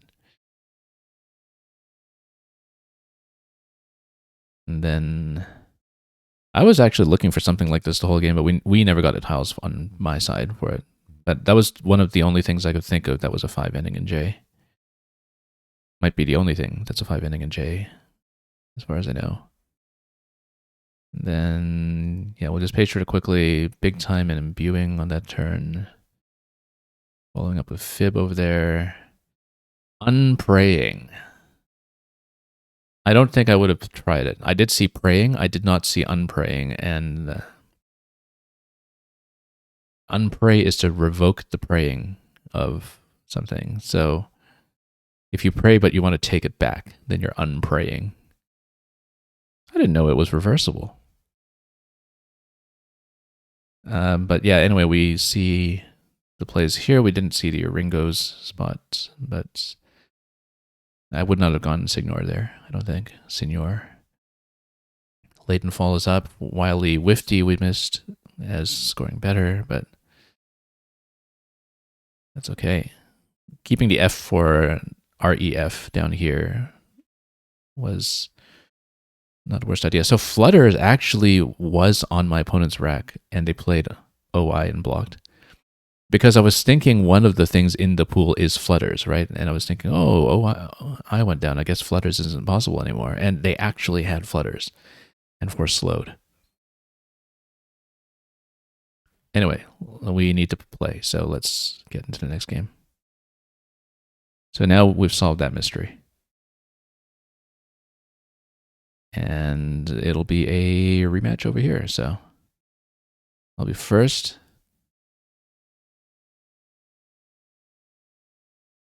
And Flame seems like the natural thing to do. Fits very nicely. I don't know if it takes interesting 3-tile extensions on the front, but I think we'll just have to take it. Takes a D on the end.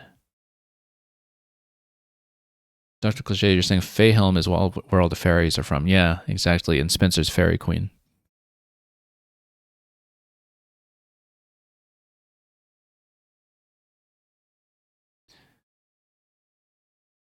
Because as we all know, Helm or something means home, right? I wonder if we have a weed here. There's sometimes lots of weed words. But if not, then we'll do something else. Like maybe even just like this. And then we have A that can go on top. My opponent clearly has consonant trouble at the moment.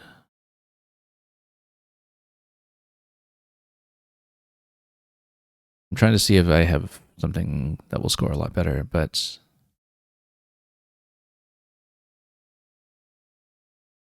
yeah, I have a follow-up with the A on top or the E to the left. I think we can do it. Trying to see if we actually have something on the left side.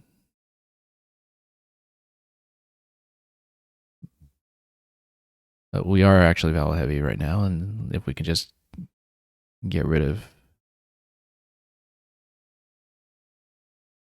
one of the U's, ooh, Ariels.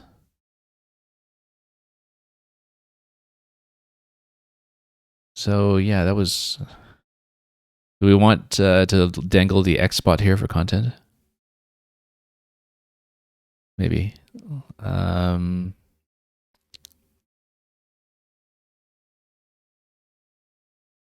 Now, unsheathed. We actually do have unsheathed. No, we don't. We don't have 2 H's, and unsheathed is a 9. I can't spell.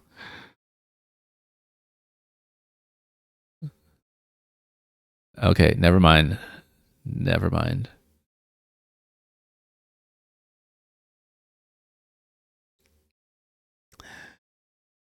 Well, let's get rid of the U somehow then. I don't know if I can see a 5 going down to the H. That's what I was hoping for, but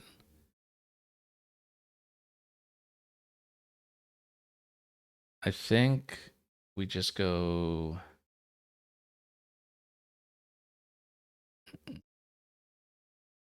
Well, let's see. How can I get rid of the U?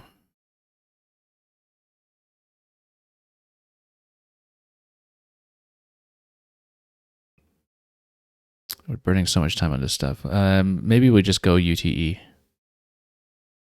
That's actually reasonable.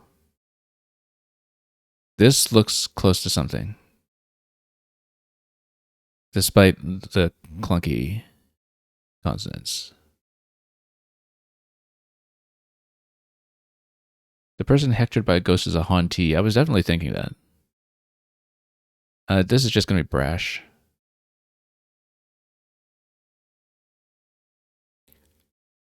Unless we have something like a kind of hen. No, we'll just go brash there. And then we have to deal with the Q. So that was a change 6. So I'm kind of reading that as still some balancing issues over there. Change 6, though, often indicates that it's going to keep like S or blank on that side, maybe. But I don't have a decent way to deal with the Q this turn. I actually wonder if I'll just do my own exchange. We're a little behind, though. It might be better to just do high turnover and see if we can just get something.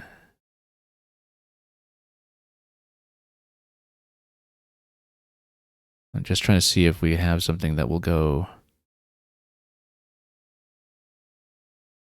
in a position I can play.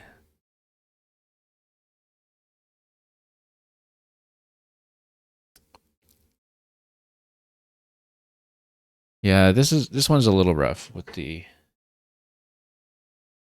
double Q. I actually think I might exchange, like dump FEGQ or something.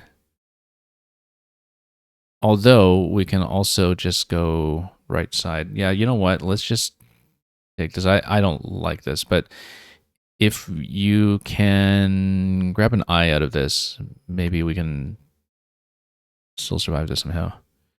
We'll get the U, in fact, which is good because then we might be able to do something. Investing. And I'm just trying to see if we can actually do something here with a Q. Unfortunately, we're so close to doing Feek and an S. We don't have it. And the V investing just closes things off like crazy.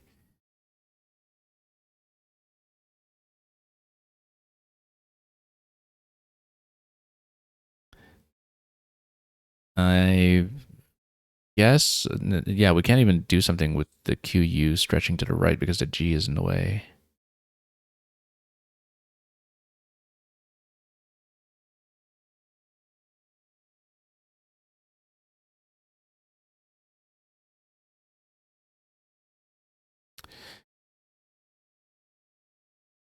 Yeah, I don't really even have good options here. Even after picking up the U for the Q.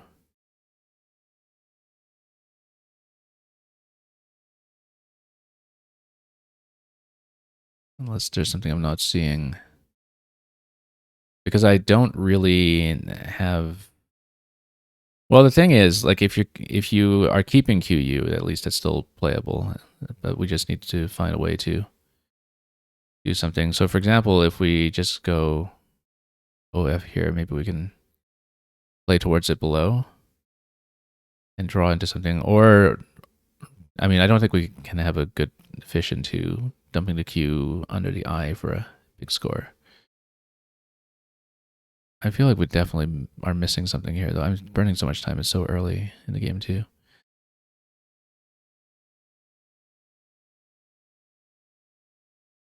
Let's go like maybe FOHN, keep QUE. Let's do that. NUR, oh, look at that. We might actually have something.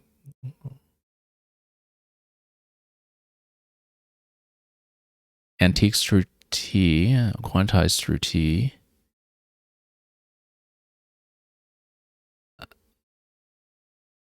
I should still look at this spot. Although I still don't see a possibility there.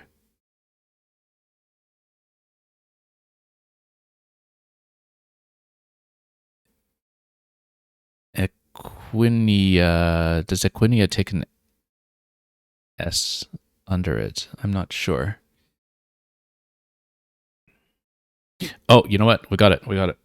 Peaks. 81. That solves the problem somewhat. Maybe I missed a bingo there, but we don't care. We got 81. Um, that worked out really nicely. Maybe I jumped on it a bit quickly, but we have been burning up too much time in the meantime. And that actually nearly evened the score, right? So I'm tempted to go Jiao here. It does take the T on top afterwards, but 39 points, it's not too much of a threat. It actually, in some ways, closes up.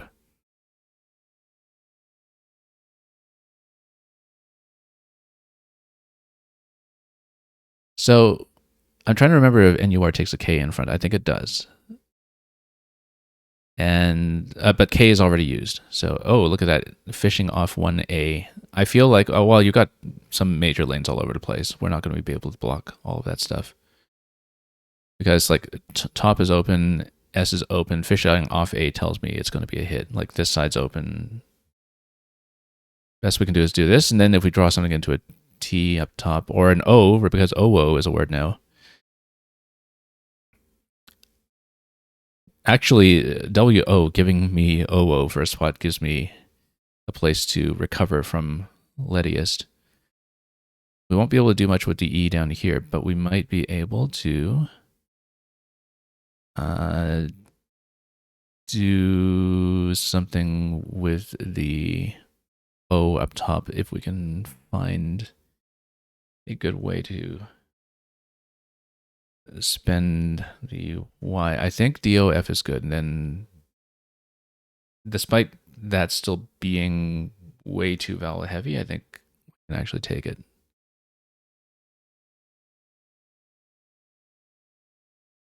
Now we need to deal with V. And look at that, we're actually still keeping pace with the bingo. Surprisingly. Due to the strength of the plays and the weakness of the A fish. Do I have a way to actually reach that X? I don't know that I do.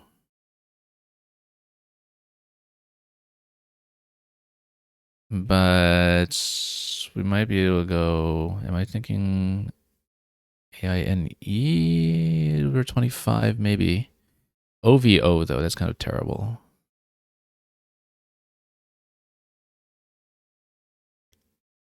If we have a different way to hit that.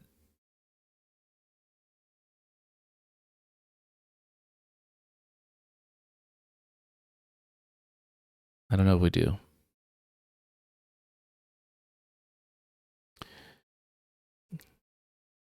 We might even just go Fox here for 13. No, we're behind on points. We need to actually score a little bit. I think we may have to eat that OV. Unless we have...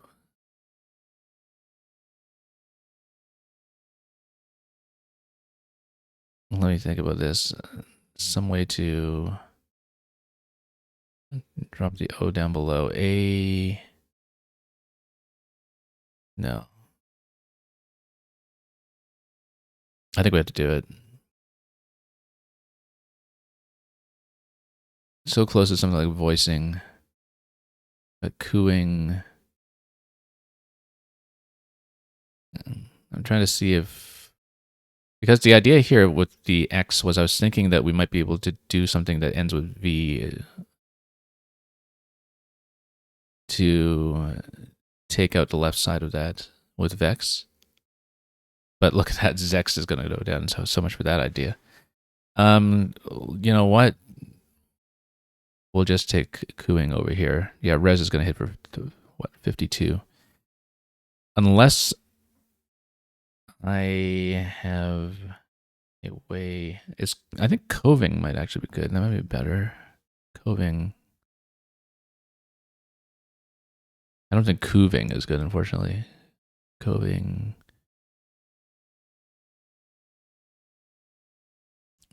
C endings would work here too, but I think we take this. This totally blocks off the left side. Unfortunately, we're still about 30 behind, and so, you know.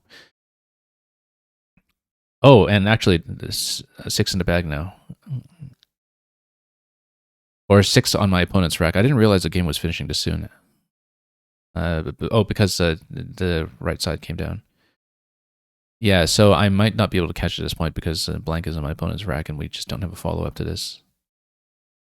That was the problem with the coving, was that no matter what you're doing over there, if you have to C or to V up top, you just can't follow it up.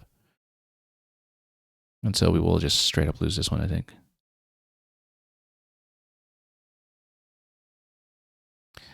We might even just have to go like Olio or something just to dump some of this stuff. Unless I see a better way to do it. Yeah, not really. This would allow me to follow up with like irons or noirs or something over here. There might be another place for that.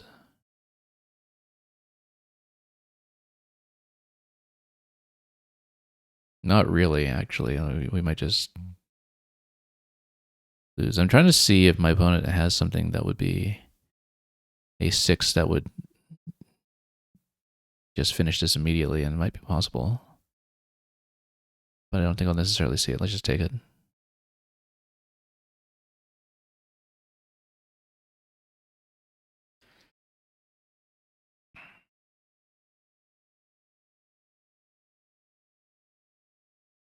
Yeah, I just couldn't quite keep pace on this one. We were even for quite a while with some high-scoring plays, but then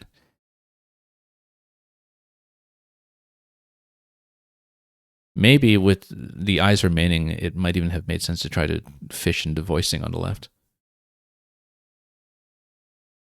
But I was thinking that with a 40-something point play that we could potentially catch. It's just that the draws didn't come out at the end. But it could very well be that we should have fished to the left. But why would you fish into a word like voicing, though, and keep V and C, right? Like, it just seems so awkward. This is just going to be iron, and we finish it. Unless there's something that will go next to the T as well. No, because the R is in the way of everything. Let's just take it and finish it up.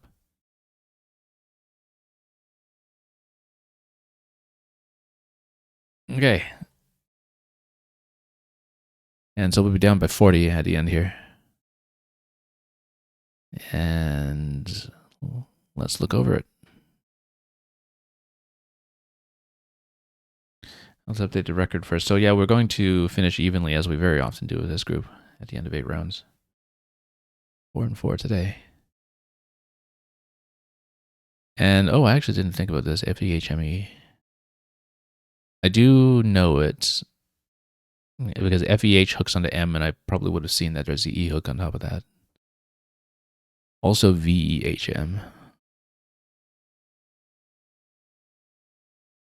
Stark over here, yeah, not much that we can work with. Oh, I didn't look at the overlap with the HM. Actually, I should have seen that, because that's clearly much better than what I was doing on the right side with Wed. Much, much better, actually.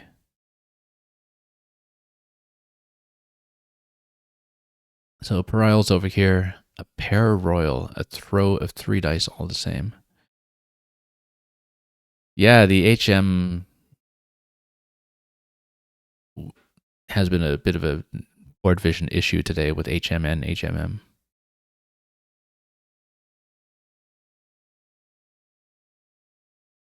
So no bingo's my rec over here, despite trying to unsheath something with too few H's. Uneath. I think I have seen unease, but I would not have been confident in this one at all.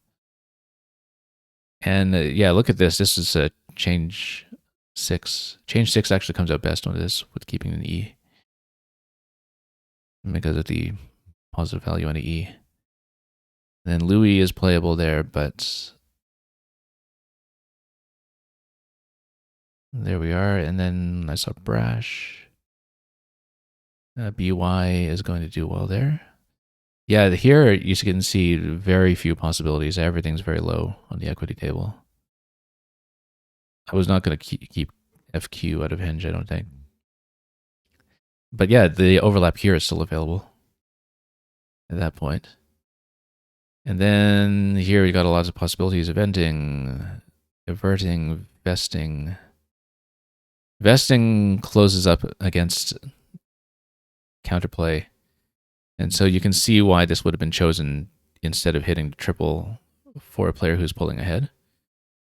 It actually is quite defensive. I actually did manage to see something reasonable up here. And then here, Tipula would have gone, but rather than keeping AA, this is what happened, and then we managed to hit peaks over here. No bingo as an alternative, so pretty clear play there, I would say. And then, yeah, it's still stacking here. I mean, expecting a bingo at this point because of the fish one with a very, very open board. Lettiest is honestly pretty gentle in terms of the realm of possibilities, and then Doi here, unless you know that the Korean actress Doona Bae is actually valid with both the first and last name. And then here's this over here. Voila, I didn't see voila. Wow, look at that overlap. No wonder I didn't see it. Tricky overlap there. And yeah, I didn't see good options basically, but had I seen this, that would have been much clearer. We really don't have good plays going to the X, as you can see here. We just can't make use of that spot. And that was a bit of a risk for exactly this. And we got hit. Coving Ovonic would have left a lane open, but keeping G in a spot where G's not going to hook onto anything. A little questionable, perhaps, but at that point, we're just keeping what we can and taking the points. And yeah, at this point, my opponent is trying to run the bag out, I think, and obstructing space from a position of being ahead, just trying to empty out and close possibilities. So Snow apparently would have done well in the overlap over here. I mean, at this point, the only real route for out in two for me, though, I think, is to do pretty much what I did. Tourism would have fit. If you look at the MAM overlap there, if you see that, that's the only out. It's a very nice out. And Ziggsy, you're saying you love your Dunas. Oh, right, because it says it's Australian, right? I actually did not know what it meant, I think. And we found the out over here, and then that's pretty much all that we have to look at, and that's going to be a 40-point loss at the end. So yeah, I mean, obviously the late draws didn't shake out, but I felt like I was competitive up to a point, and then Coving did have the issue of closing up too much, but at that point we were about a play behind, and there was no way to really open up from that point forward. So that's what happened. Let's take a look at the final standings. I totally forgot to say, by the way, that that was actually the analyzer, because managing to stream at the same time leads me to be forgetful sometimes, but that's okay. Let's go back to the tournament page and see if the groups are done. They are not done, actually. There are some games still going on. So we're not looking at the final standings just yet. Let's see how close they are to being done, and we'll see if there's an interesting situation to watch on either board.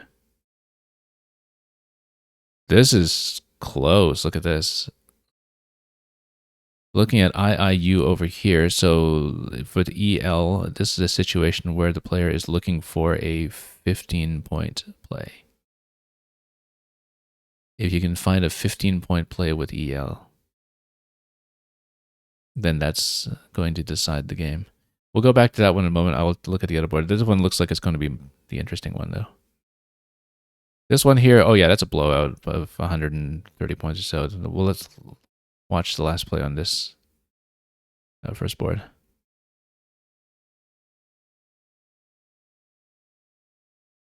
And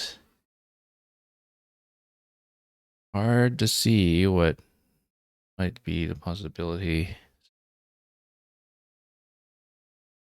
Too bad there's no, there's nothing that's going to make use of the X down here, unfortunately.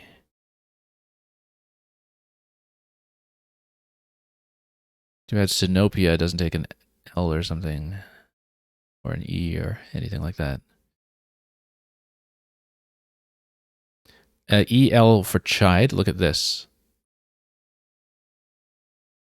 How much does that score? 7, 8, 9, 10, 11, 12, 13. That loses by 1. It loses by 1. And you saw that as well, yeah. And that looks like it might actually be as high as it goes. So we can, take a look at it, but... Or by 2, you're saying? Yeah, let me take a look at that, because if you got 445 and then 6... Yeah, that loses by 2. That loses by 2.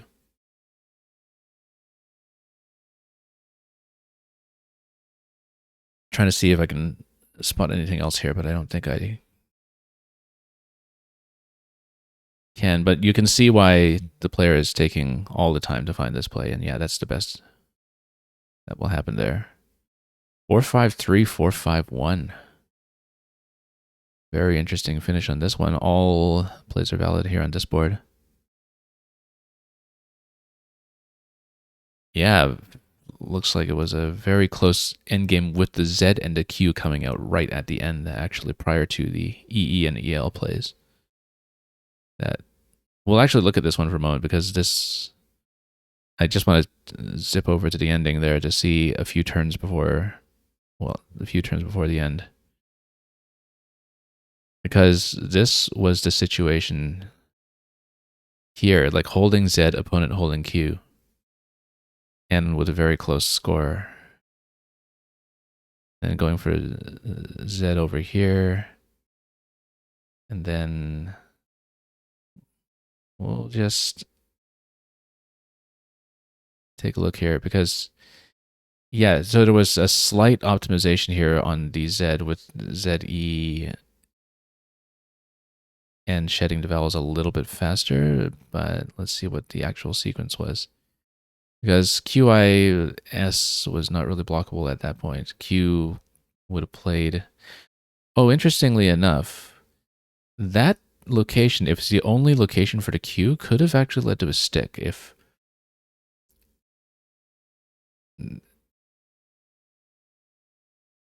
I don't know how one would do it, though, because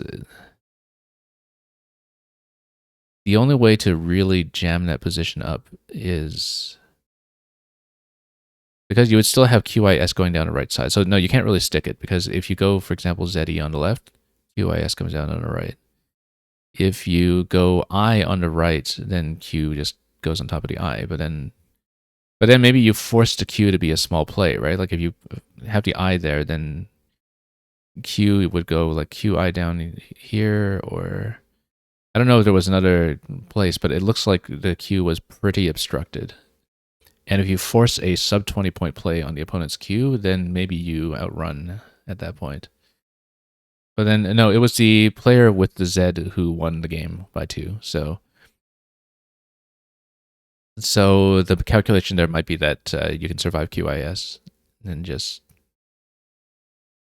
try to go from there, because, yeah, with the Q there, you're kind of forced to play through like that, and you're not really going to do better. So maybe not too flexible in endgame after all. Let's take a look at the other board. It looks like a blowout. But let's see what was going on that side. And yeah, it looks like they finished here as well. That was just a flat blowout. And so we do have the final standings. You wonder if saving the S could have scored enough. Instead of playing QIS, we just play QI and then have another sequence? Maybe.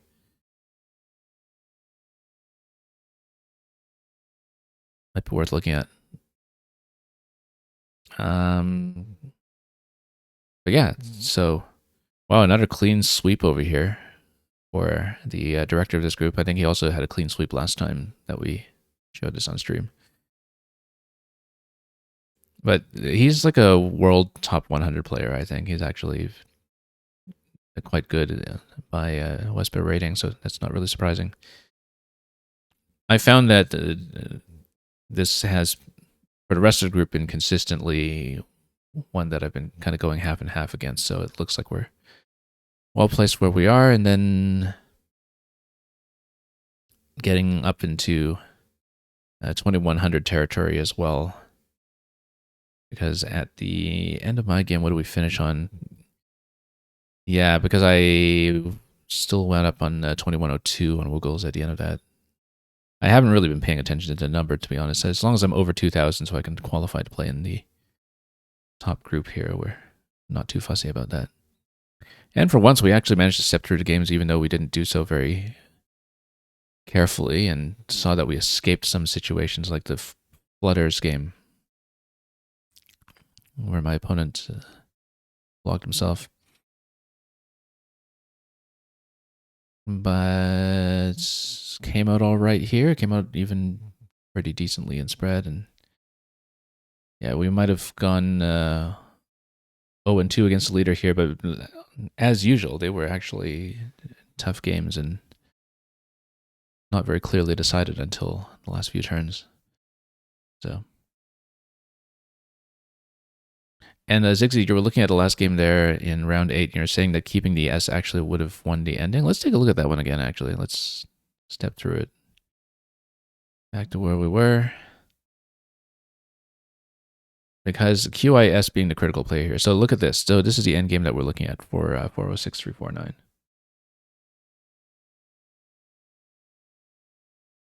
And so if you're mapping this out as QI, sacrificing 2 points there, then you have the opponent potentially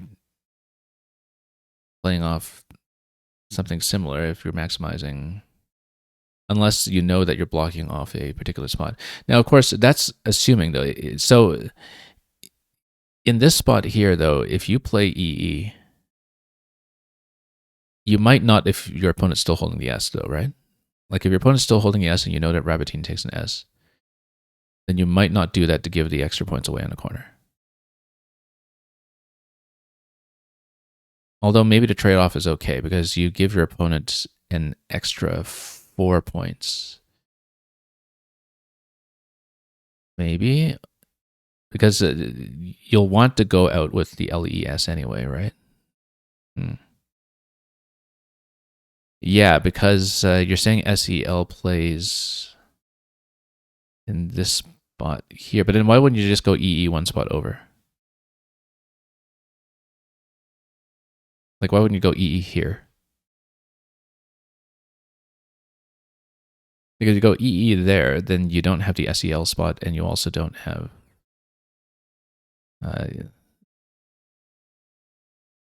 yeah, because let's go back a turn. So EE, that's here on Chide.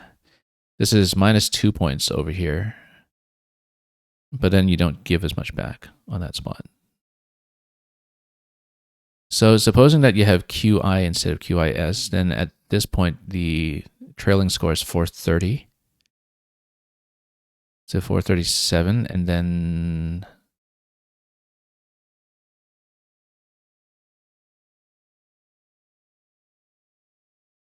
let's see, but then you have...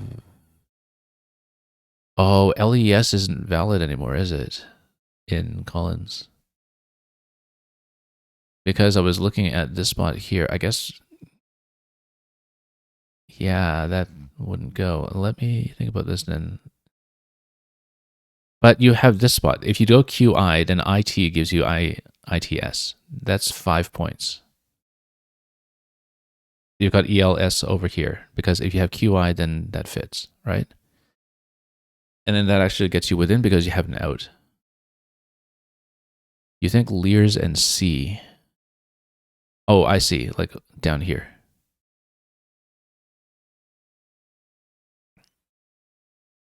Yeah, no, I totally miscounted looking at the scores here because you see EE for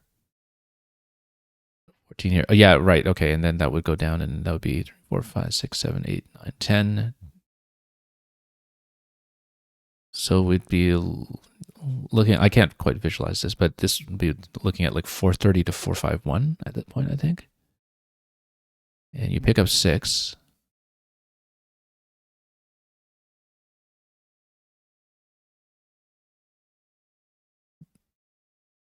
And then Lears and C scores 14. I don't know if that's within reach, though.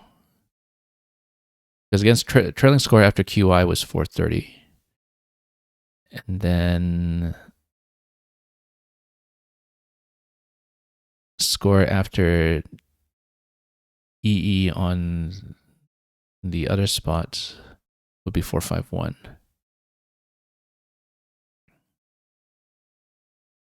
Because you're not playing from 432, you're playing from 430, right? And so you need a plus 22. Yeah, because you're scoring 2 fewer points with QI as opposed to QIS. So I think that still loses.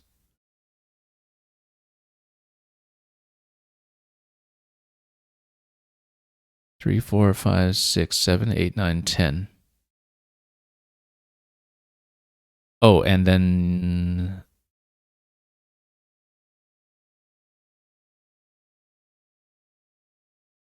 yeah, I don't think it scores enough anyway. So yeah, so maybe there isn't a win, at least not that I can see. But we might be missing something else with ELS. Like if you go back to this play, on this turn we should be able to see with the ELS spots. So this is open unless EE is taken there, but same with this. And then that would no longer be available. You would have, no, that would be blocked as well. All of this stuff, actually, all of the high scoring plays here would not work. But if you have ELS, okay, no, this would fit. If you have EE in the right side spot, then you have 18 plus 3 from LEE. So you got 21.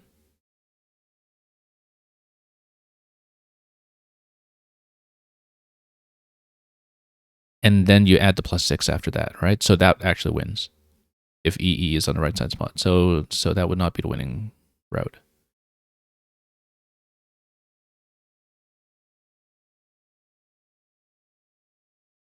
Oh, L is on the triple. Okay, that's what I wasn't counting. Yeah. So that actually adds even more than that. That adds a plus 5. So you get a plus 23 here, and so the net score there at the ending would be a plus 29. So that wins. So yeah. So I guess that just means that EE isn't the play, and then I don't know if there actually is an alternative that obstructs this ending. So yeah, QI might actually get you to win then. Unless we see something else that would block in that location, because that seems to be the only stuff going on up there. Otherwise, minimum, you have QI here. You have, say, ELS over here. You have minimum an out. That is a 5-point out if you don't. If you do some kind of like really weird obstruction on this spot that actually does work, which I can't see, but a low scoring obstruction. So yeah, might be interesting to just download the file on this game and take a look at it, because that's an interesting ending that they had. Anyway, good thing we had a little bit of time to look at that one, since I didn't have to spend too much extra time going over my own games today. But that is it for this group. And again, we'll be back as often as possible. They've run this group in some fashion almost every week. It had been, I think, 2 weeks or 3 weeks since the last one, because there were some alterations. 2 weeks since the last one. But we usually get about a day's notice as to whether they're running on this day and how many rounds. So that's why sometimes I know that I'll be on and sometimes I don't. Regardless, we are outside of Scrabble currently going through a very tricky Mario Maker puzzle sequence. So that's something that we'll be doing over the course of the next week. And we'll see, again, usually on about 1 day's notice, whether we're back with this group for Scrabble next week. And yeah, Fun to work out that last endgame situation we spectated there with that late set and late queue.